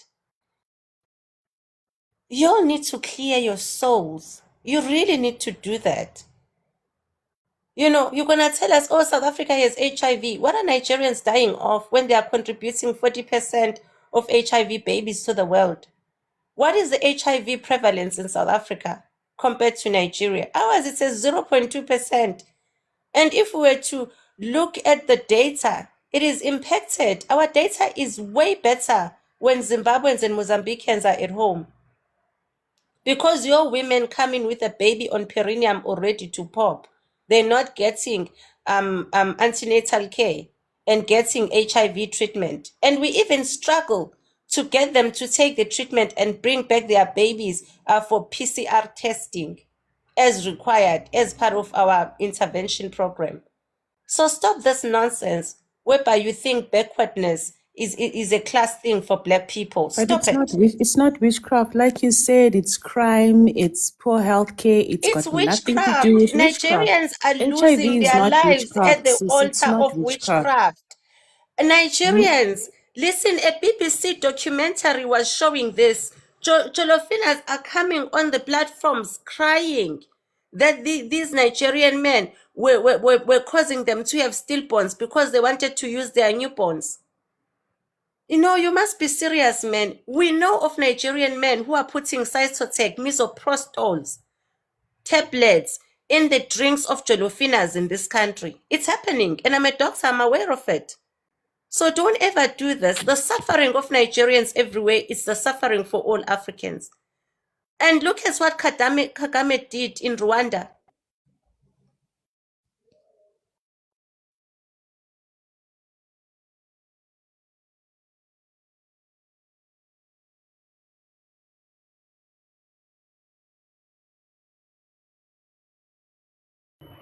King T.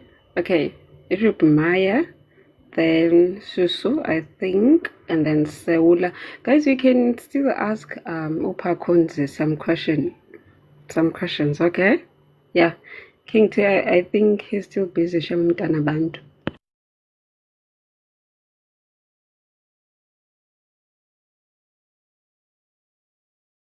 My Yeah, argument is just no, that no. don't It's blame my everything time. on witchcraft, Can you please. mute your mic? Mute your mic. Yeah, let's get back to Pakunzi because obviously some people are here to seek attention. Yeah, for me personally, I don't believe in any of these things. I kind of feel like people use religion and this whole witchcraft thing as a coping mechanism to escape from reality. That's how I see it. Pakunzi, how come is it that usually when people engage in witchcraft, maybe they could do it to avenge someone, right? How come they've never tried to, I don't know, do some spell or whatever ritual on these politicians that oppress them? Pakunzi? Yeah, thank you. That's a really good a good point to make. That's a point to let you know that those things doesn't work. I mean, Babangida is still very much alive. He published a book trying to change the course of history in Nigeria. Nigerians did nothing. They went there, they ate rice, they had wine and whiskey, and they left. So I also think I know it exists, but I just think the entire space right now is filled with a lot of decoys and people who are actually taking advantage of other people. Yeah. Okay, and I hope this question you don't take it as like a jab or anything because it has to do with your tribe. But you did mention your tribe, right? Because there's so many things I hear, but I don't know if it's true or not. Or is it like culture or is it ritualism? I don't know. But is it true that Yoruba people, like, let's say when your king unalives or dies, is it true that a live human has to be buried with your king in your Yoruba culture? Yes, these are practices that were happening over time, and most of these kings now are modernized. Like Oni of Ife, he was in Cape Town. The War guy is a Muslim. You find some of these guys are even Christians. So it is changing, and most of them are just they just feel like it is barbaric. But of course, and I don't take it as a I don't take it as a jab to my. I don't feel offended. in any way. I always believe you're either a good person or a bad person. Nothing in your tribe says you've got to be a bad person. So I don't take it personal at all. Yeah. Okay, last question. I don't know if you'll actually be able to answer this because obviously you're not a Jolofina, but these women that date Nigerians, do they also end up partaking into these ritualism and whatnot? Like, I'm just curious. I'm not entirely sure, but I mean, it depends on the woman. I think if you date a woman who is not self-confident, she will definitely, if the man is into it, she may follow the man, and if she's someone that is confident, she may stand the ground and not follow him. And yeah, that's my take. Yeah, you'll find some religiously follow their man, whatever he does, they do it together, and some may put their foot down. Yeah. Thank you. No, you're welcome.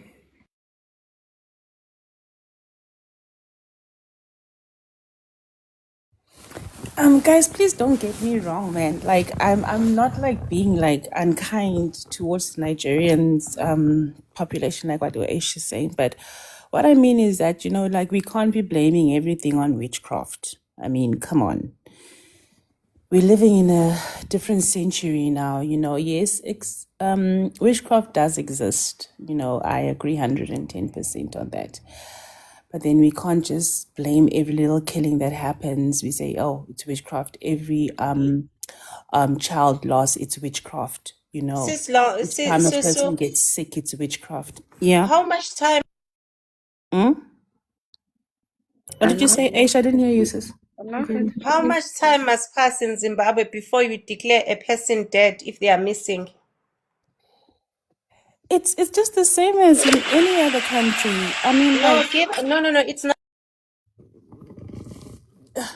you know, Give so us the I don't want to, prescribed. like, I know you think Give us maybe the I'm prescribed just time being insensitive, but I'm give not us the being legally insensitive. prescribed time It's in just that Zimbabwe. I just feel that, like, this is just so over exaggerated. I mean, we watch these African movies and then everybody just believes what they see in the movies. It's happening. Recently I also watched some movie called, what is called, like, How to Kill a Monkey, where they show how they do these rituals for these young boys to go and seek, you know, to do certain criminal acts and never get caught and all of that. So obviously when you watch those kind of things, it's obviously going to be like, okay, this is really something that's happening. And with the way that Nigeria, I mean every in most countries, and I'm not trying to make excuses for Nigeria. Nigeria is in everybody's mouth, in every country, in everybody's mouth. They're not perfect, yes. But hey, we cannot just always just try to single out Nigeria all the time, you know? It just sounds a little bit too much for me, you know? I mean, I don't know, like, don't just blame everything on witchcraft. Witchcraft. Come on. I mean, it's getting old. So a Nigerian journalist is lying, and when you are telling the truth. Like, Ish, this is my opinion, right? And that is why I asked Pakunzi, Uguti, don't you think that this thing is just over exaggerated? You know, that's why I asked him, Uguti, yeah, it's in everybody's mouth, you know? So, yeah, that's my point. Okay, thank you. Saula, it will be you. Ikhona nje into encinci that I have to do. Sigma, may you please mark for me? Khona nje smallanyana thing. Yabo? Enkosi, Misa. Thanks. Look, I think so. Like Susu.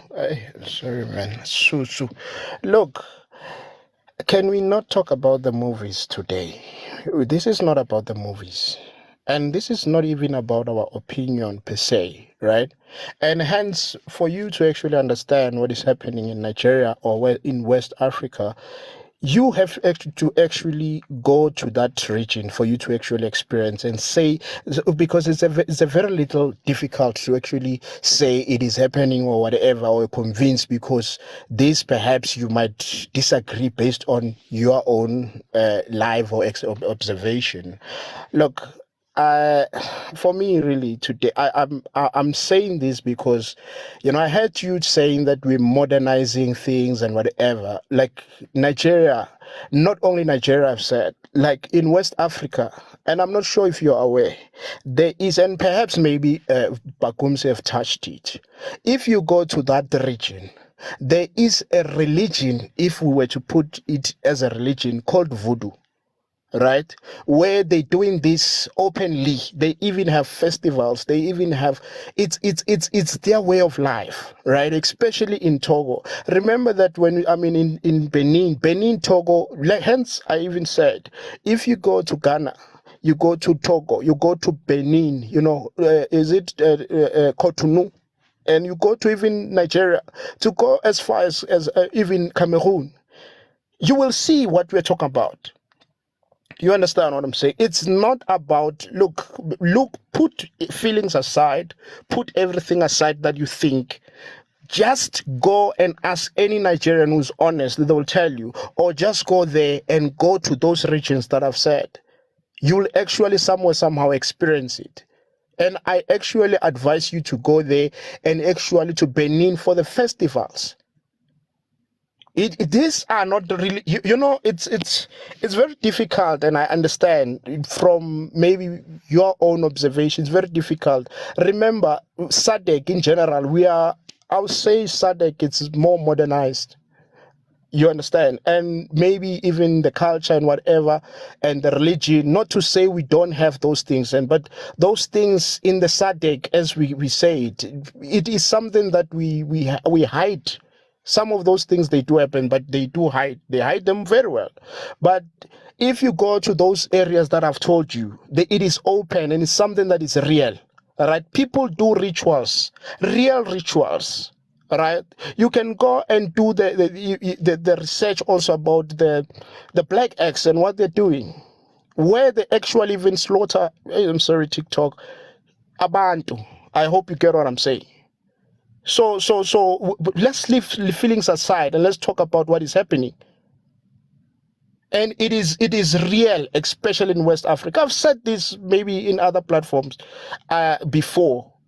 It only takes you to experience this for you to actually say, now I see, now I understand. Thanks, Misa. Yeah, I think it's also who's next. Then King T, and then I have a question for H after King T. No, thank you, Sigma. Oh, sorry, so I see the time is on Pakunzi. Perhaps he wanted to. Okay, no problem. Yeah. Okay. Okay. I just want to quickly create some Host, people let me know when speaking. you're back, by the way. Yeah, go ahead, Pakunzi. Okay. Recent times, Ogun State have been on the news with negative stories such as kidnapping, armed robbery, rape, cultism, ritual killings, among others. From the 29th of January this year, when the news broke of 4 teenagers who killed a girl, severed her head and burnt it for ritual purposes, to the recent arrest of a 29-year-old Philip Ogunaike, an alleged serial killer who confessed killing at least 3 young girls, including an 18-year-old secondary school student. It has been tales of woes. Okay, so I had to just quickly give us, that's just one, many, I can play many for us. Sorry, I had to, I can't even give us a video, it's not something we want to see. So there's a lot that is happening. If I go to the southeast in Nigeria, you will find the same thing. If you go to some inland in Nigeria, you will find it as well. And this is happening, and we are not trying to, if we're not trying to blow it beyond what it is. So, and when Azania brought the topic, I'm sure it was, no one was expecting me to talk about my grandpa. And it just for us to understand that I could come here and tell us whatever we wanted to hear, but I'm telling us now that this is reality in Nigeria, and I'm proud Nigerian. I know people, I don't know, people gifted me today, and I usually don't want to be gifted before they say I'm doing this for coins. For those who are my live, I never ask people to tap or ask them to gift me. This is me when I'm online or offline. Nothing is taken back. And even I tell my family members, if you caught on the wrong side of the law, I'm going to do the story. I'm not going to say because you're my relative, I will turn a blind eye. No, that is me. So I understand where you're coming from, Susu, and I totally get it. And we're not saying all Nigerians are doing this, but this is a problem in Nigeria. The video that I played was from the NTA, Nigerian Television Authority. They actually reported a case in Ogun State. So I will leave it at that so others can get a chance to speak. Yeah, thank you.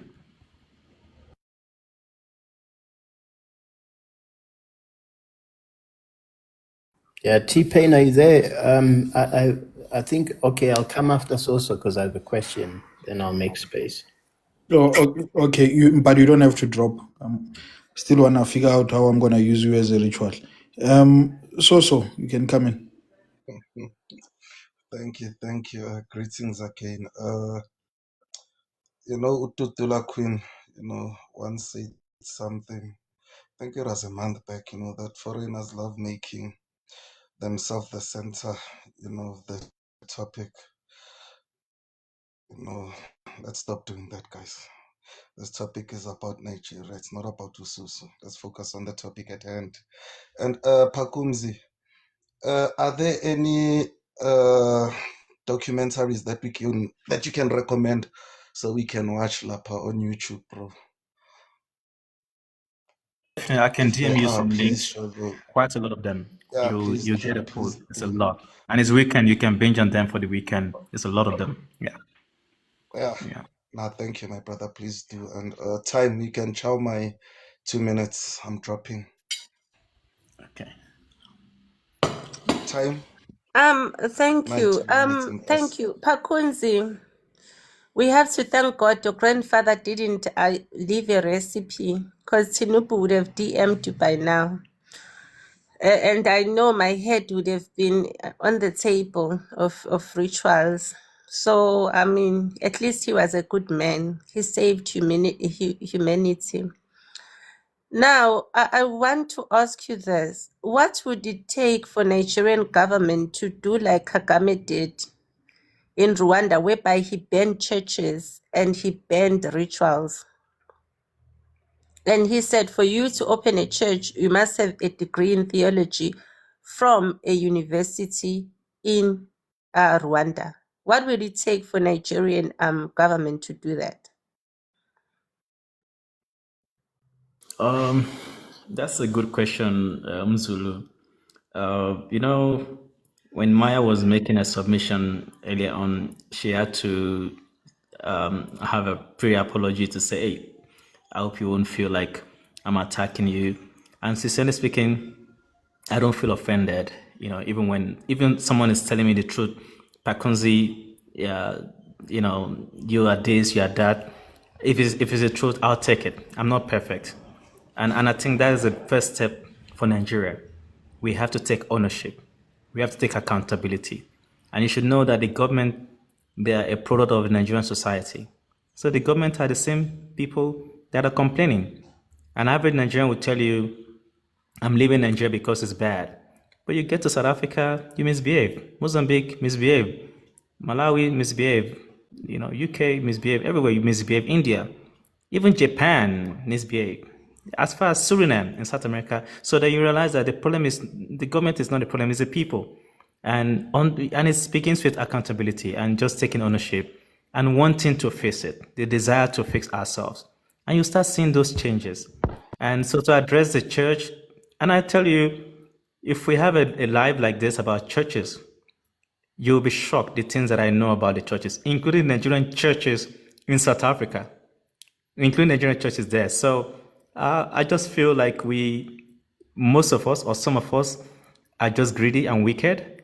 And it's that wickedness that we are suffering now as a country. And to address that question, we need to be honest with ourselves first. Look, I can lie to anybody. I can lie to the rest of the world, but you can't lie to yourself. I can come here and paint Nigeria as nice and fancy, but when we get back, when we leave this TikTok now, we are back to reality. Anyone can be fancy and wealthy and create an image on social media, But when you back to your shelter, you realize that the shit has hit the fan. So when we get to have that level of maturity to address ourselves as a country, as a nation that is intentional about changing the course of our lives, then we'll begin to see those changes. But for now, look, our president just announced ambassadors last Friday. His term ends next year. If it's a president that cares about his diplomacy, soft power, he would have deployed ambassadors the first year he was in office or first few months. But I'm just letting you know that Nigerians never question it. We will defend whatever it is I want to defend, and that hypocrisy is the reason why we are where we are today. Nigerians are responsible, including myself. We are responsible for the state of affairs in Nigeria. Not blaming Tinubu, not blaming anyone. We're responsible for it. Yeah, thank you, Umzulu. Thank you, Pakunzi.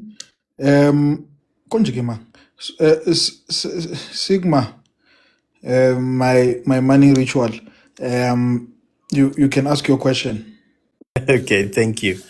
Pakunzi, I saw a comment from a guy named Shadrach. I believe he's Nigerian. I'm just passing the message. He said, God will punish you.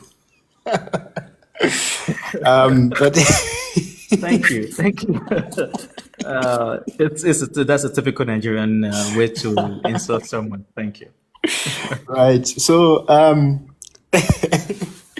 so I wanna say this. When Susu says Nigerians are on everybody's mouth, you should ask yourself why. You should ask yourself why. Why is let me think of a random country. Why is Moldova not on everybody's mouth? Why is Comoros not on everybody's mouth? Maybe because Comoros or those countries haven't done what Nigerians are doing in other countries. I don't know. Maybe because Comoros people are not arrested in Mozambique as we speak right now, because they're giant of Africa. You know what? It's just going to degrade my brain cells. Let me leave it. I wanted to ask a question to Asia from a medical standpoint to say, when you think of this, at least scientifically, when people, what do you call this? A lady gave birth to an ape of some sort. Don't you think maybe it's some kind of rare genetic condition, not genetic, but deformity, right? Because sometimes babies are born with congenital conditions that change their appearance, right? So others have facial deformities and things like that because of maybe lack of information in these isolated rural villages in many parts of Africa. People don't have the necessary scientific understanding, so they think it's a monkey or I don't know, a non-human mammal. Don't you think that's a possibility? I suppose I'm putting this to you as well, Pakunzi, but I just wanted to understand this maybe from a medical perspective, because we know that babies are sometimes born with these sorts of exaggerated features due to those deformities. Thank you. I hope I'm making sense. Yeah. Absolutely, Sigma. Remember, even with Indians, they will go and worship a congenital. Congenital means you're born with it. A congenital handicapped child. I mean, we've seen it with Indians. They believe that child, for being that disabled, is brought in by Lord Ganesha. But when you look at that child, you can see very well that is a genetic abnormality that could have been picked up at birth. But because these countries are not doing first trimester miscarriages, they are not doing the triple test for genetic testing, and you are getting these things coming up. They are not even getting folic acid, no vitamin C that we are giving to pregnant women, and calcium gluconate to prevent preeclampsia. We even tell our women that thatha amaphilisi engane khona ingane izoba yinhle.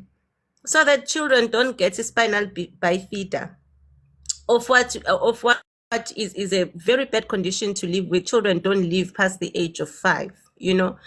And if you look at, they don't even have a national vaccination program in Nigeria. They don't, you know. So what you are saying, it is very true. It's like in South Africa, you get Jolofinas saying their men are doing rituals with their stillborns, only to find out that most of the time first trimester miscarriages are actually due to a genetic factor. You know, that's a disabled child. Even if that child could have lived, it wouldn't have made it through life because they have severe genetic conditions that are not compatible to their life or even to the life of a mother to carry them. But you're gonna find Jolofinas once they've been deserted by these men, saying this man was a serial ritualist using fetuses from the womb, you know?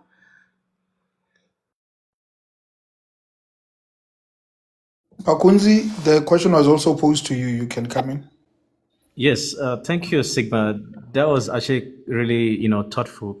There's a really high possibility that that could have been the case, and this was 2001, and we're in a really remote place, and yeah, it's that could have been the case, and but of course we just believe what we believed, and hence why my stand today is that I think most of the people that are engaging in this thing, they probably watch too much of Nollywood, and the narrative that kept being shared over time, and also the churches as well. The churches, like that Shadrach said, God punish me. So that is that is Nigerian way of insulting people. And if indeed there's someone in the sky who punishes people, you would have heard them it would have punished people really, but it never happened. You know what I mean? So, but thank you, Sigma. That's actually a really good mind shift, and it could have been the case. You spot on. Yeah, but Pakunzi, let's also Thunder not fire rule both of out. you and But thunder why fire you are you and not Sigma. thanking me, Pakunzi, and you are a journalist? Thank me as Oh, well. oh, sorry, Umzulu. Thank you, Pakunzi. But let's also Apologies. not completely rule out the bonobo scenario. It could very well that she gave birth to one. I mean, this is Nigeria we're talking about. Okay. Yeah, it wasn't like we were told. We saw it.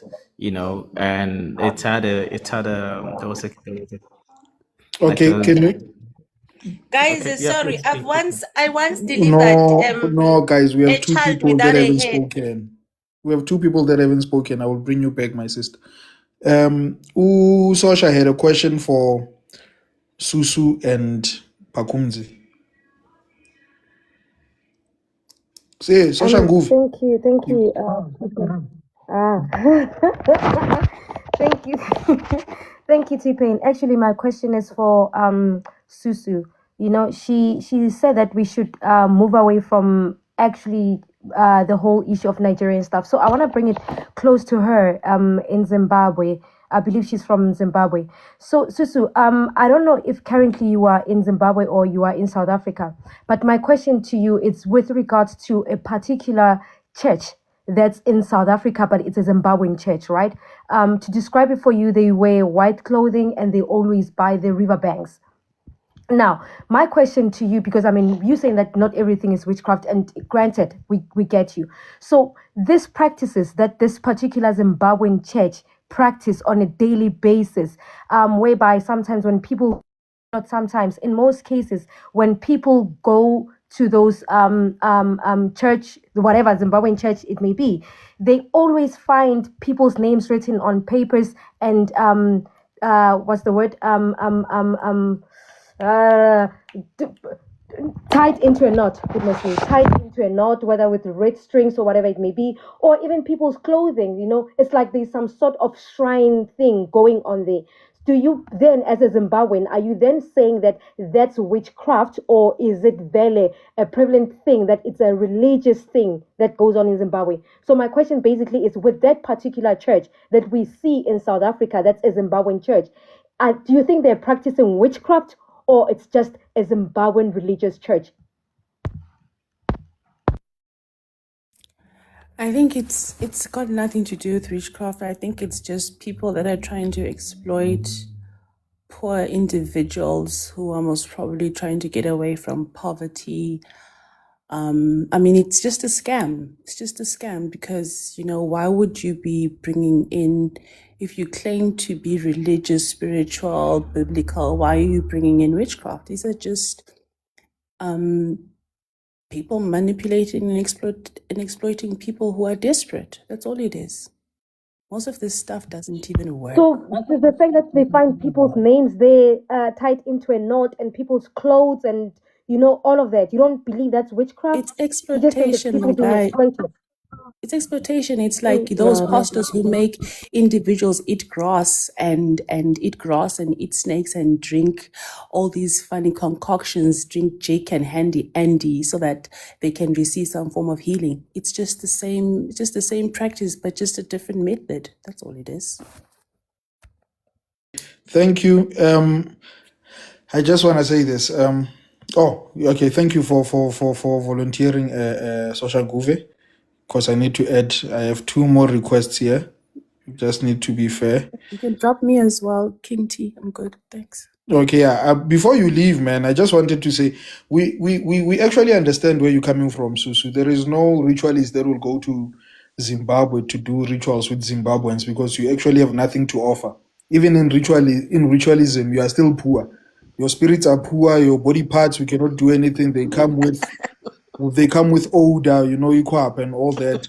And guys, why are we making this about Zimbabwe? But I just wanted her to know that we cannot use Zimbabweans for anything. No ritual, no nothing can be used for Zimbabweans. They're useless. They're already rotten. muti. They are muti themselves. Mr. Nigeria, you can come in. Good day to the platform. Good day to the platform. I'm just listening and I'm just laughing. Pakunzi, nobody said your papa here. We know where you come from. I know your tribe. That is why you push the propaganda you are pushing. But that I'm not going to drag you here.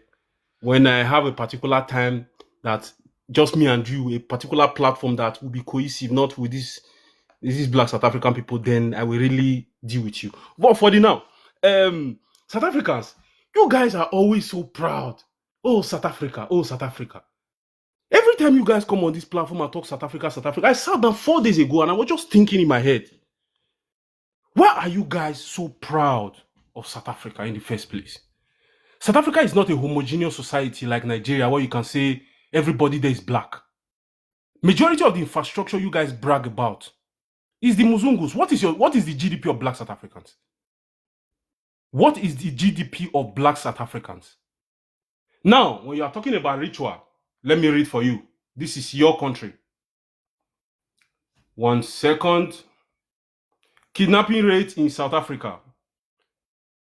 Please don't drop me. Thank you. Kidnapping rate in South Africa. Kidnapping in South Africa is a common crime in the country, with over 4,100 people kidnapped in just 2025 alone. Guys, come on. Let's be realistic now. Let's not be delusional. You guys are bragging. Black South Africans, where do you people live in South Africa? The Muzungus live in the best part. If I see a beautiful building in South Africa, I know it's a Muzungu that owns it. If I see a beautiful building in Nigeria, I know it's a black person that owns it. 4% of Black South Africans own land out of a 95% country of black people. Man, you guys don't have a leg to stand up. Even Indians own more land than you in your country. You can't come here and be talking yappy every time because this Biafra guy is coming here to edge you guys on and you guys are clapping and jumping. What is the GDP of Black South Africans? If I go today and say GDP of Black Americans, I will find it. Because it's not a homogeneous society. What is the GDP of Black South Africans? You guys have nothing. Absolutely nothing. The Muzungus own your country. The richest man in your country is a Muzungu. What do you have to say? Every time you guys just come on this platform and just be happy, you are bragging with the Muzungus' wealth. What the Muzungus build, that is what you are that is what you are bragging with. Since the black South Africans took over the country, look at the state of the country. Look at the state of the country. Guys, we are not your mates in any level at all. Most violent country in Africa, 5 of them are from your country. Man, I just listen to you people, I just laugh. You guys are slaves. That's it. You are just slaves, over glorified slaves and proud slaves, happy slaves. And I clap for you. Enjoy your slavery. Enjoy your slavery.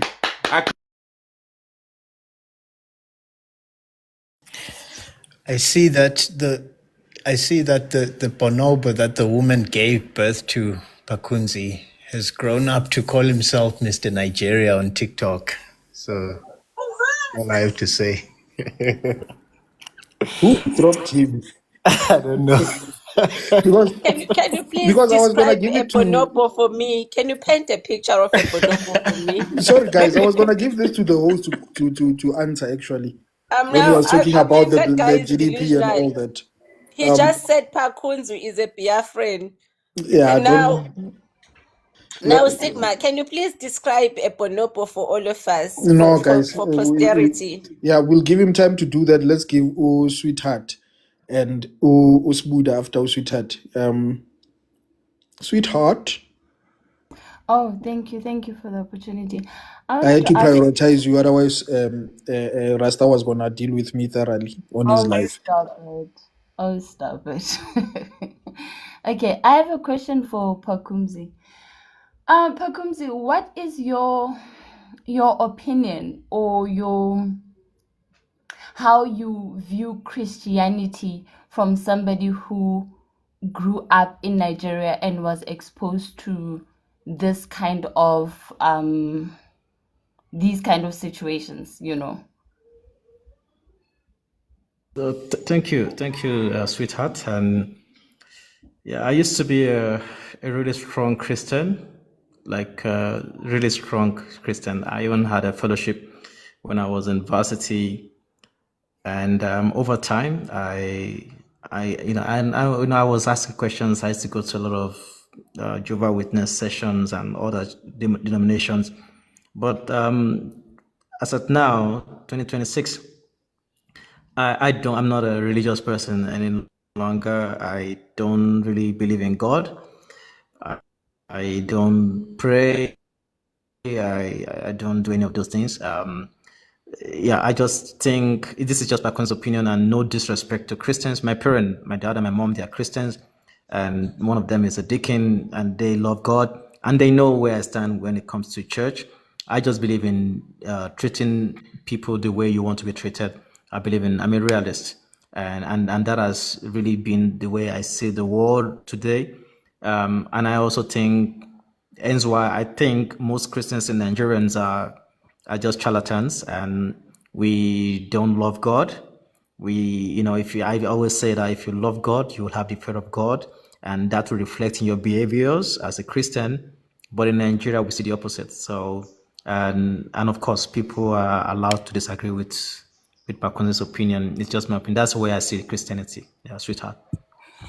Okay, considering what you have been exposed to and let's say the power of this voodoo or whatever we want to call it, and the power of God, what is your opinion on that?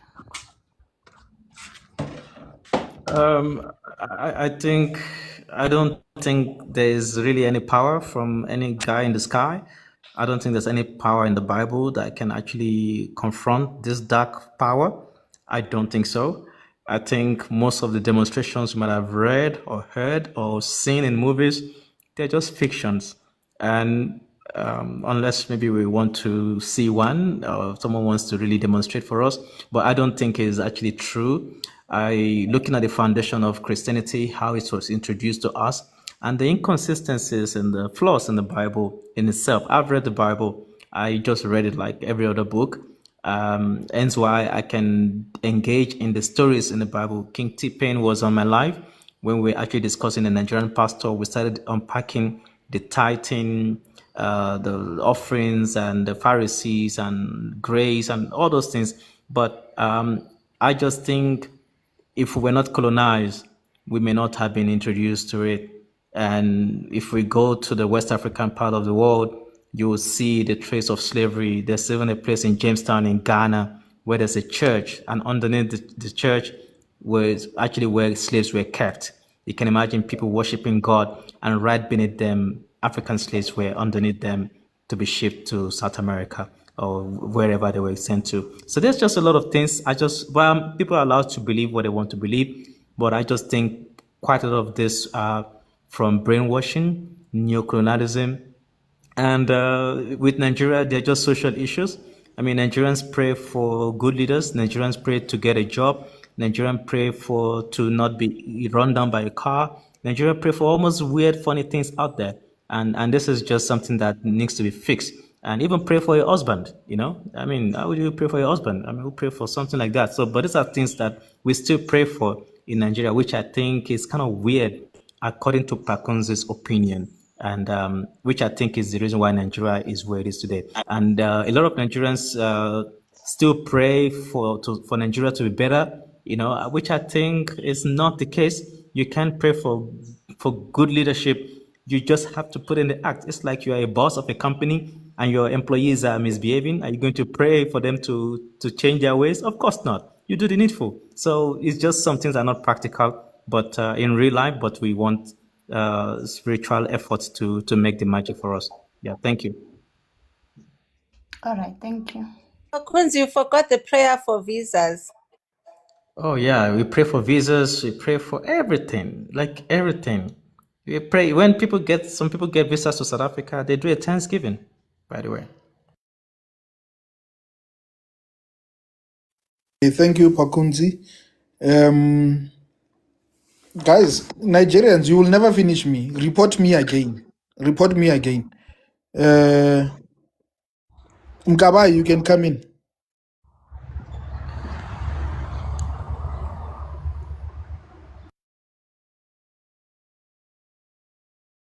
Are you there?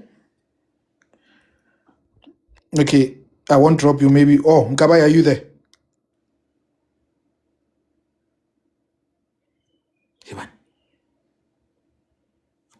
Okay, Mkaba, will come back to you. Zaza, you can have your 3 minutes.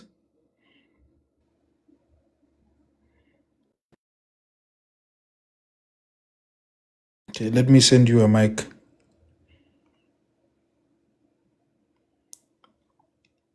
Zaza, are you there?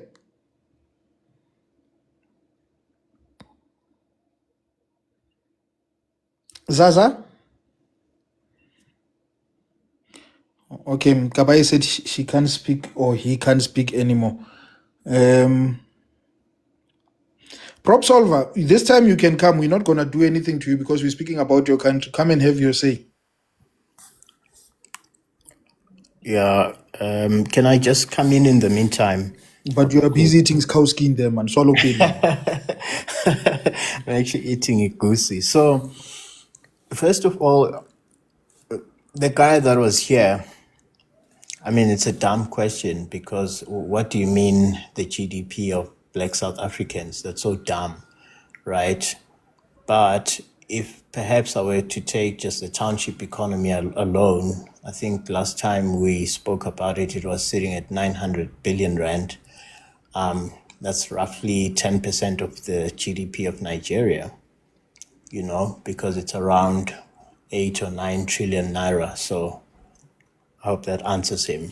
There's nothing to compare here. We've done this for so long. I'm surprised you're still stuck there. But I also wanted to explain what a bonobo is for those who don't know, because my leader asked me to. I never learned a bonobo at school, and I don't want to be left behind.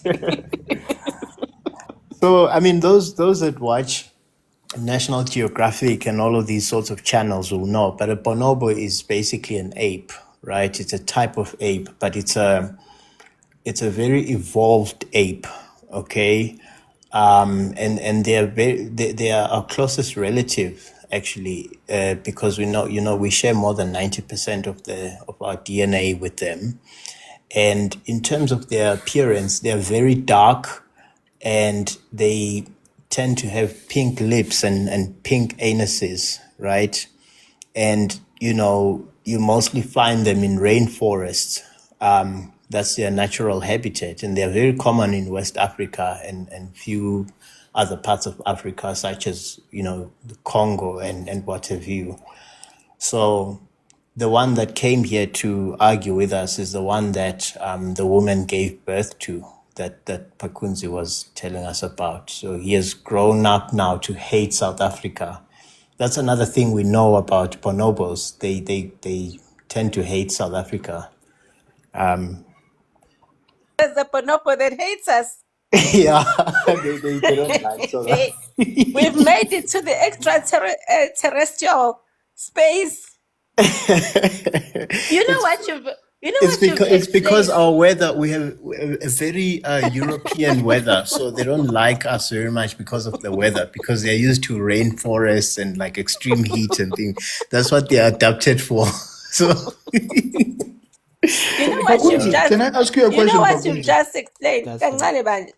Just this thought. You know what you've just explained? You explained the mucosal areas. Mucosal areas are very important, which is your mouth and which is your anus. Remember, in babies, the fastest way of putting in medication, it gets absorbed quicker. We use the anus, eh?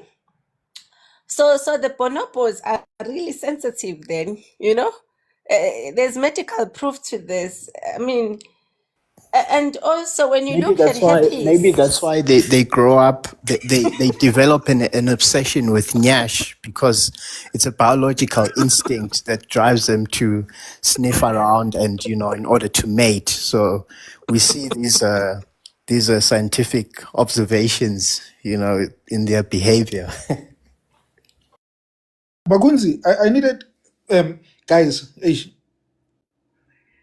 it's not banter, it's a question. It's a serious question. Pakunzi, it has to do with Bushiri, and it has to do with what I think people will think it's banter and it's not banter.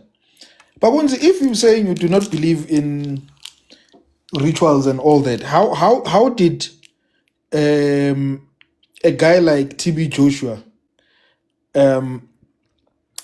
deceive so many people, and not only in South Africa? How did he deceive so many people, and how did he actually even fake his death? Because I believe he faked his death because he knew that, if I'm not wrong, Pakunzi, you must remind me, the documentary was about to come out 3 weeks before he faked the death.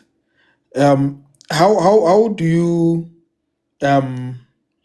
explain how that man deceived the whole globe?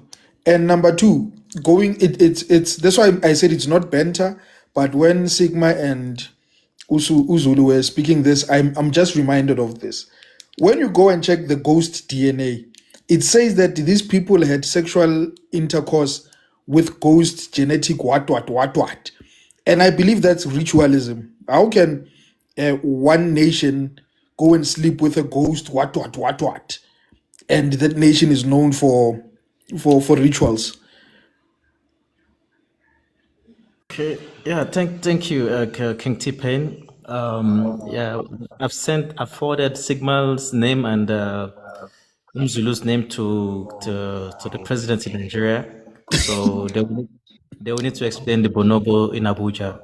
Yeah, please, we'll send them to Abuja to explain. So, regarding TB Joshua, you'll be surprised how many people are really stupid out there. You'll be surprised. Like I'm telling you, educated.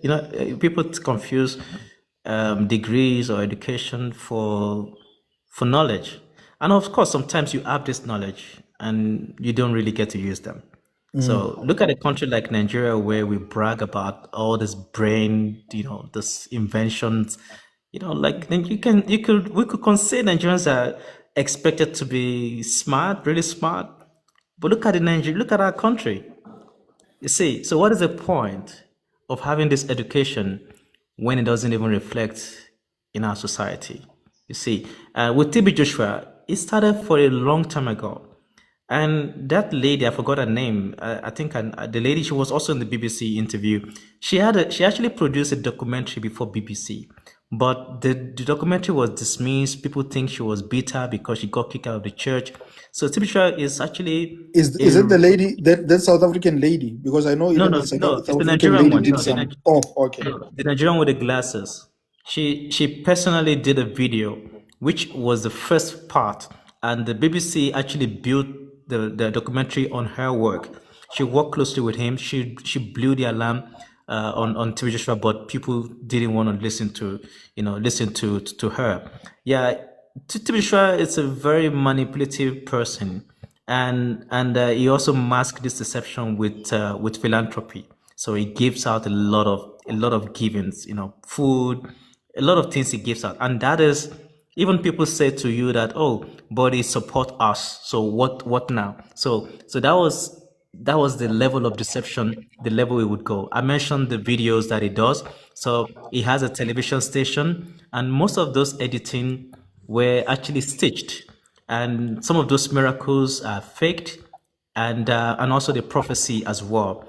And he got a lot of people from the prophecy, and people were like, how did he know? How could he predict? But there were videos that were released after the incident. So, and it's actually you could just hear the way the man speaks, and you can see that he's always careful how he pick his words. This is someone that I really took my time to follow, and some of my South African friends, unfortunately, fell victim to his deception, and I can't really blame them. So it's not just him. There's Christ Embassy. I mean, Christ Embassy is a shadow of itself now, but it did a lot of atrocities in South Africa. Even one of my South African friends they had to settle out of court because she dragged them to court, and on the basis of they were using her footages to actually misrepresent a miracle, and she was never really even diagnosed of what was happening. They made her sit on a wheelchair, and she had under a disease that she was actually looking at, and at that point she stood up, and they actually did a video that she knew about, and she took them out on a court case, and the church had to settle out of court. So there's a lot of things that is going on in the background. I don't think there was anything out of the ordinary that it did, other than planning and executing his strategy really well. He knew people were going to fall for it, and the naysayers were not given a chance. If you ask too much question, you'll be removed from this team. So there were a lot of things that were actually put in place because he knew that people were going to fall for it. As for him not dying or being fake, I don't really know. It could be true. It could be living somewhere else. It could have really been unalive, truthfully. But I believe those stories from the victims, because people even say, oh, but it is no more, so why do you have to release the documentary? And these are the reaction from some of the Nigerians as well. And there's all of them. There's Papa J, there's this guy in Ekoma, there's another one there. There's all these pastors. They're making a lot of money, and people are throwing their money at them because they're not looking for God. They like the drama, they like the miracles. Look at Pastor Uche in Randburg. If you go to Randburg today, you see the cars that are parked outside. Same thing, they follow Bushiri. The Bushiri, we know, is a scammer, big time scammer, but people were still following him. It's also unfortunate. This guy, sorry, I'm going political now.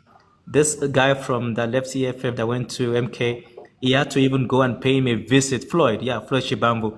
He had to do that. That is the highest level of disrespect you can give to the entire nation. But I mean, it is what it is. So I don't think TV Joshua was actually different. It was just quite crafty in his ways, my opinion. What about, sorry, just a last follow-up question. Okay. Because I personally believe that those were sacrifices. When you spoke about human sacrifices, right? I believe that building that fell on people and he started lying and not sending the right bodies and all that, I believe that there was a sacrifice. I believe that all the women that he slept with in the church, because I'm like you, I believe every story on that 3-part documentary. I watched it and I believed everything because I've never believed in that bastard called TB Joshua. Don't you think that those were human sacrifices? Don't you think that it was a money ritual in a way, to keep him going, him sleeping with these kids, him doing all these sort of funny things, masturbating in front of them and all that, him we had that case in South Africa that where even what do you call this, wrong bodies where when wrong corpse would be sent to families. Don't you think that those were actually sacrifices? Because I'm not. I think I don't think it could be true. Those people were just victims of the corruption in Nigeria. The building were actually not. They were not done properly, and we've seen a lot of rising cases in building collapsing in Nigeria. We even have one in Lagos that was on Tuesday or Wednesday. I find on Twitter, and so I think that was just one of those cases in Nigeria. But of course, he wasn't persecuted for it, and because he had connection, I think he should have been persecuted for what actually happened on that property. I don't think it's a sacrifice. He wouldn't have to go through all that trouble. That guy just need to give them. You need to give them something, and there's a way you could have done if you wanted to. But I don't think it's supernatural. It's just deception.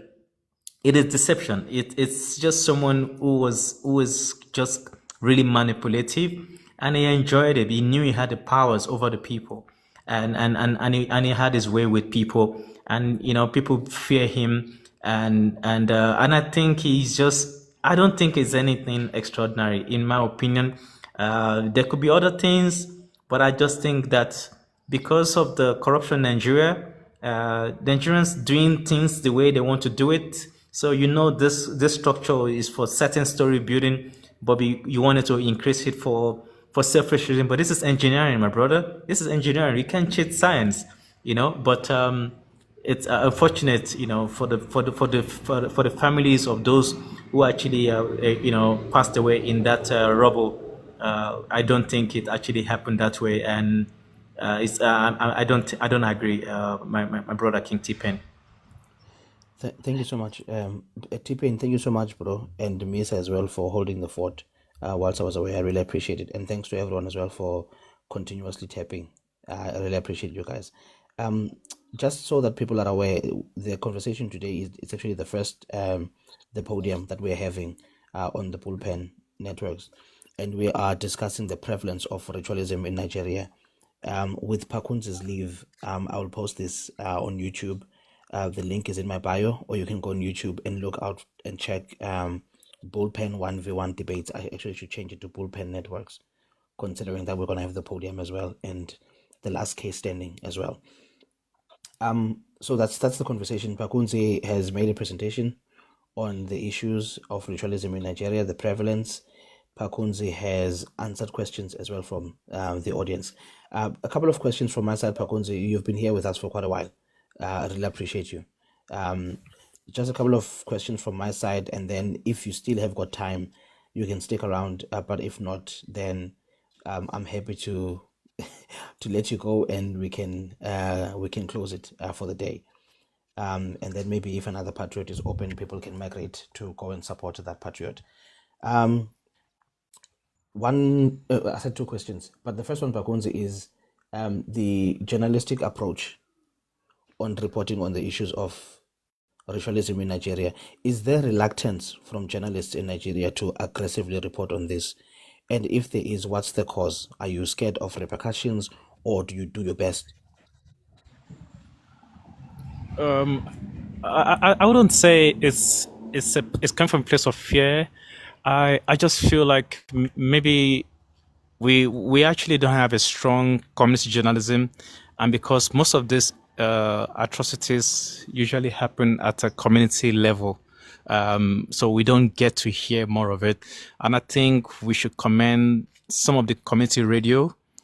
Most of them are self-funded, and they are under-resourced, and they try to bring up some of these stories, and which is where sometimes we get to pick on them. So I think we need to, like you guys have your MDDA in South Africa, we need something like that can actually fund community journalism. I think that will bring a lot of awareness, because sometimes some Nigerians themselves are hearing these things for this news for the first time, or not enough. So I wouldn't say it's coming from a place of fear. It's just coming from maybe lack of resource or access to information about these happenings in Nigeria. Some journalists don't even know about some of these things that are happening in Nigeria as to what the case actually is. So I don't think it's coming from a place of fear. And naturally, the next question, just from based on what you've said, I take it the scale of ritualism in Nigeria then is underreported, and the cases that we see are perhaps the most jarring cases. That's why we get to hear about them. But really, the scale, do you think it's much bigger than what we see?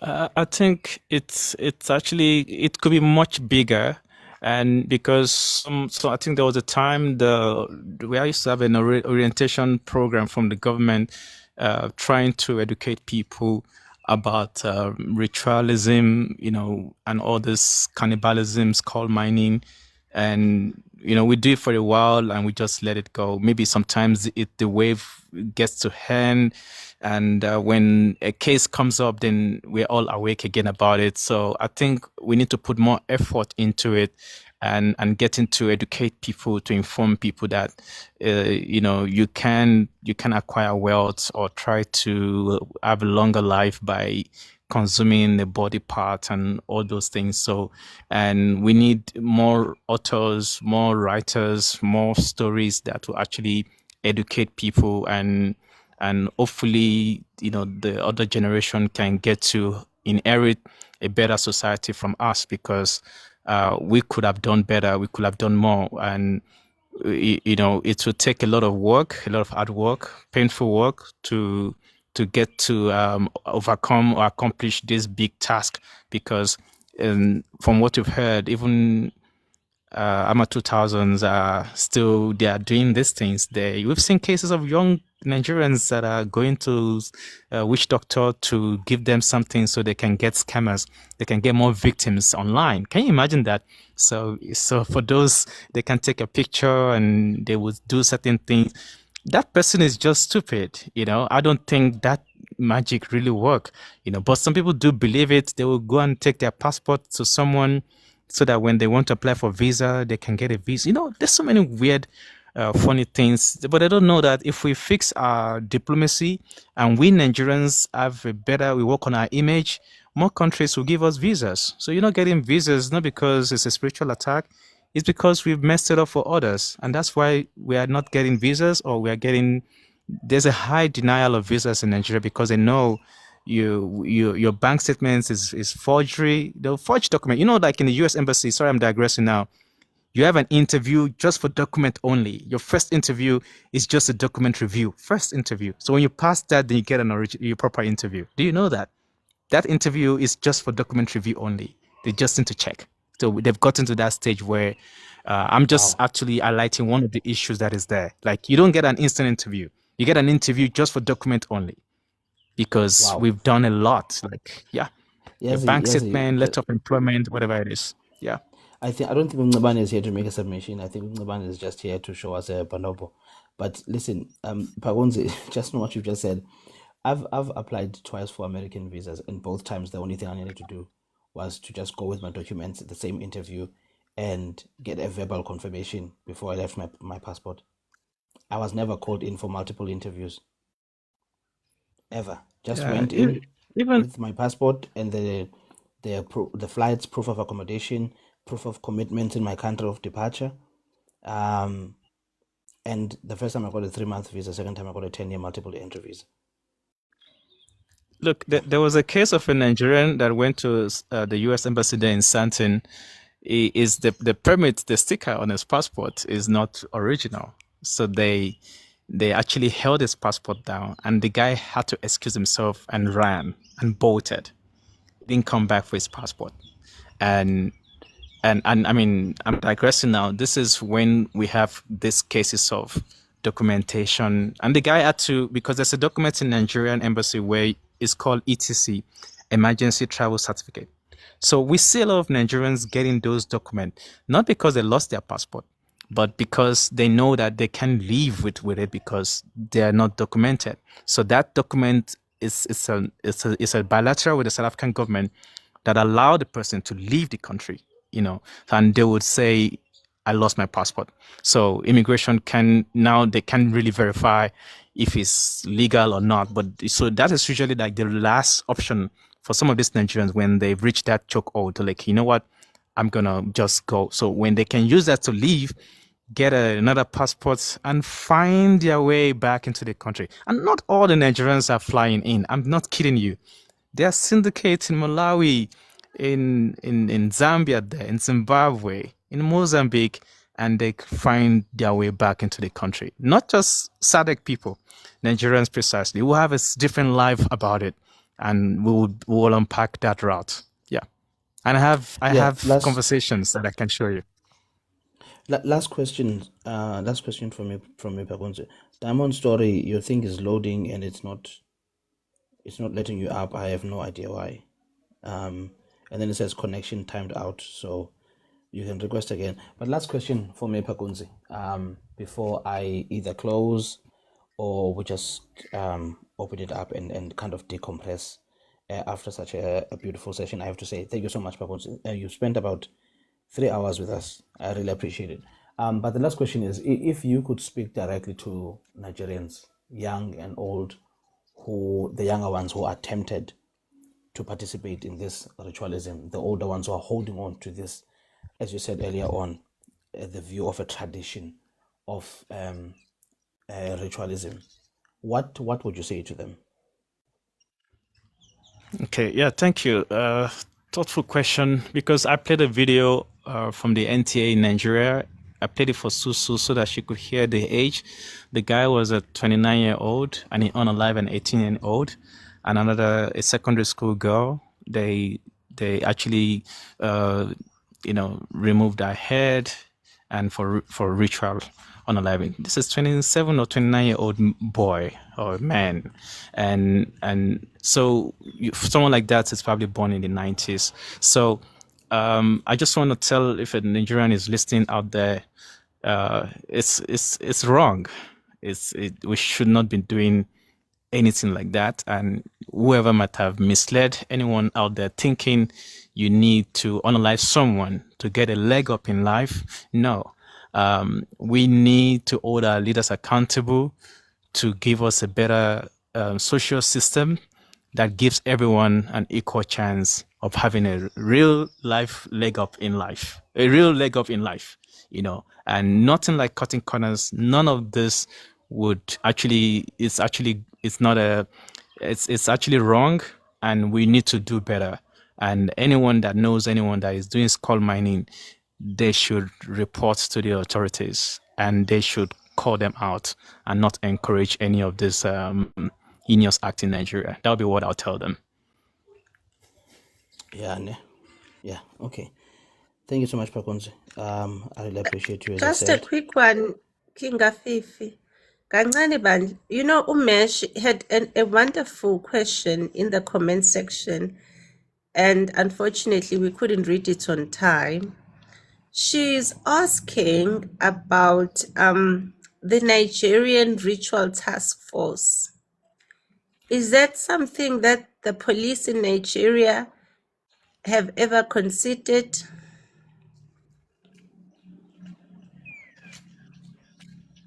Pakunzi, a ritual Sorry. task force in Nigeria, was it ever considered? Not that I know of. I don't think we have any of those, and that's a thoughtful one. They would probably say maybe we haven't really thought of it. It could be a resource problem, the logistics, the vehicles, the human power. We're still struggling to pay the police enough money that they deserve.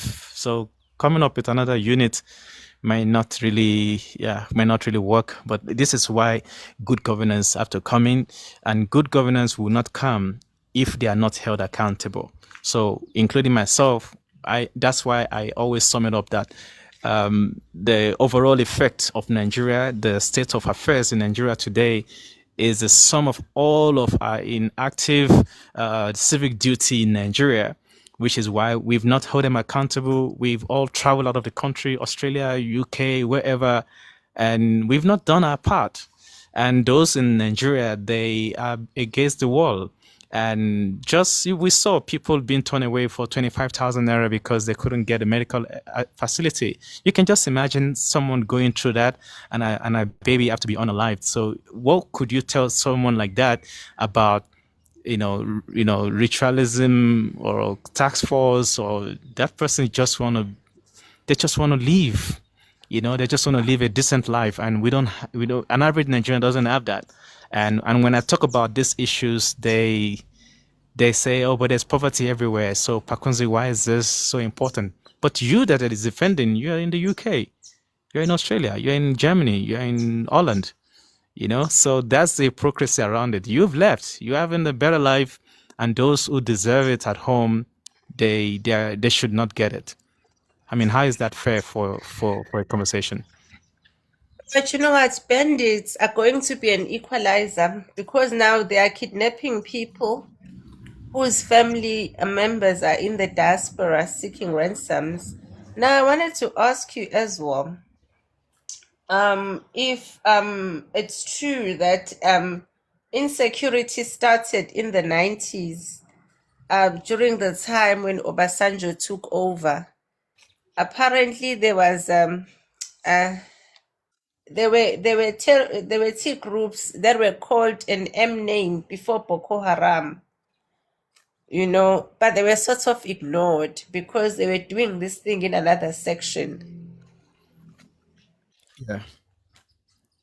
Yeah. Do you want me to comment on that? Sorry, Pakunzi, just before you comment. Yes, please, because that would be over 30 years. Just Pakunzi, before you comment on that, is there any patriot that is open? Because I need to run into something. But one wheel is open. Hey, yeah, I also need to drop Azania. Thank you for the opportunity. Thank you. We found the cousin to, so I'm gonna keep on posting this handsome brother. Yeah. Until. But thank you, Azania. No problem. Pakunzi, thank you, man. It's always good to have these chats with you and listen to you. You really gave us some nice knowledge today. Thank you, bro. Thank you so much. Psycho said you can't end this live. You go fired because of this live, Azania. Psycho, I'm sure if you can find a couple of toes and fingers, you'll be set for life, according to the conversation we've just had. Pakunzi, look, thank you so much, man, once again. I really appreciate it. The first ever the podium on the bullpen. I think it went well. But guys, feel free to make any suggestions about topics or things to fix to make it run better in the future, blind spots, etc. I'll be more than happy to receive those. Pakunzi, any last words, anything else you want to say before we close? I would just say, thanks for what you're doing, and for those who are here, we will not stop talking, and we're not just talking. We're on the ground. Pakunzi is on the ground. I have my team, and we just want we want to fix Nigeria, nothing more. And so I'm always happy to return anytime to engage in any conversation. Hopefully, I will get a match for my debate when it happens. And but thank you once again, Azania, and for everyone who gifted. Thank you. I never got a chance to say thank you. Thank you. I don't think SA Shall Prosper is aware that they're on the live. Are you aware that you're on the live? SA Shall Prosper? No, I don't think they're aware. Yeah, okay. Guys, I'm still going to push the podium alongside the bullpen. Obviously, as I said previously, I'll be sharing this responsibility with Uganda. I've got a few lined up ideas, etc., including slay queens. So if you are a slay queen, whether current slay queen or repentant slay queen, recovered slay queen, doesn't matter. Let me know, and you can come onto the podium. And also, I'm looking to have a topic on the age gap dating from Nigerian men who seek older women. But hopefully, I'm going to find somebody who's going to be willing to come up and have that conversation with me. Obviously, Jolofinas, Algerians, such people. Also, we're going to have sessions that are just educational, just for the purposes of South Africans being aware of what's happening in their country. I'm going to have Unonko who will be talking about the social services of South Africa, so that you guys are aware on what you are entitled to access, what you can access, how you can access those things. So hopefully my sister Nonko will be... I'm a Jolofina, can I request? No, Landy, no, not now. We're not having that conversation now, Landy. At some other point, maybe. It's not yet. I will have Undona who will be talking about farming, Jay as well, on land and farming. Jay Bobesi, I haven't approached him yet, but that's a conversation to have with Jay. Hannibal and Yeba, I will tag team, hopefully, the topic of AI and digitization in South Africa. Greg just joined the live. I don't really know what Greg can give us that will benefit us in the podium, but we'll have him on the bullpen on the 1v1 debates. Yeah, those are the topics that I have coming up. Thank you so much for coming, guys. Hopefully you'll clarify that AI topic, please. I'm still working on the modalities of it, Yeba. But it's not going to be a debate. It's not going to be a when did AI, come about.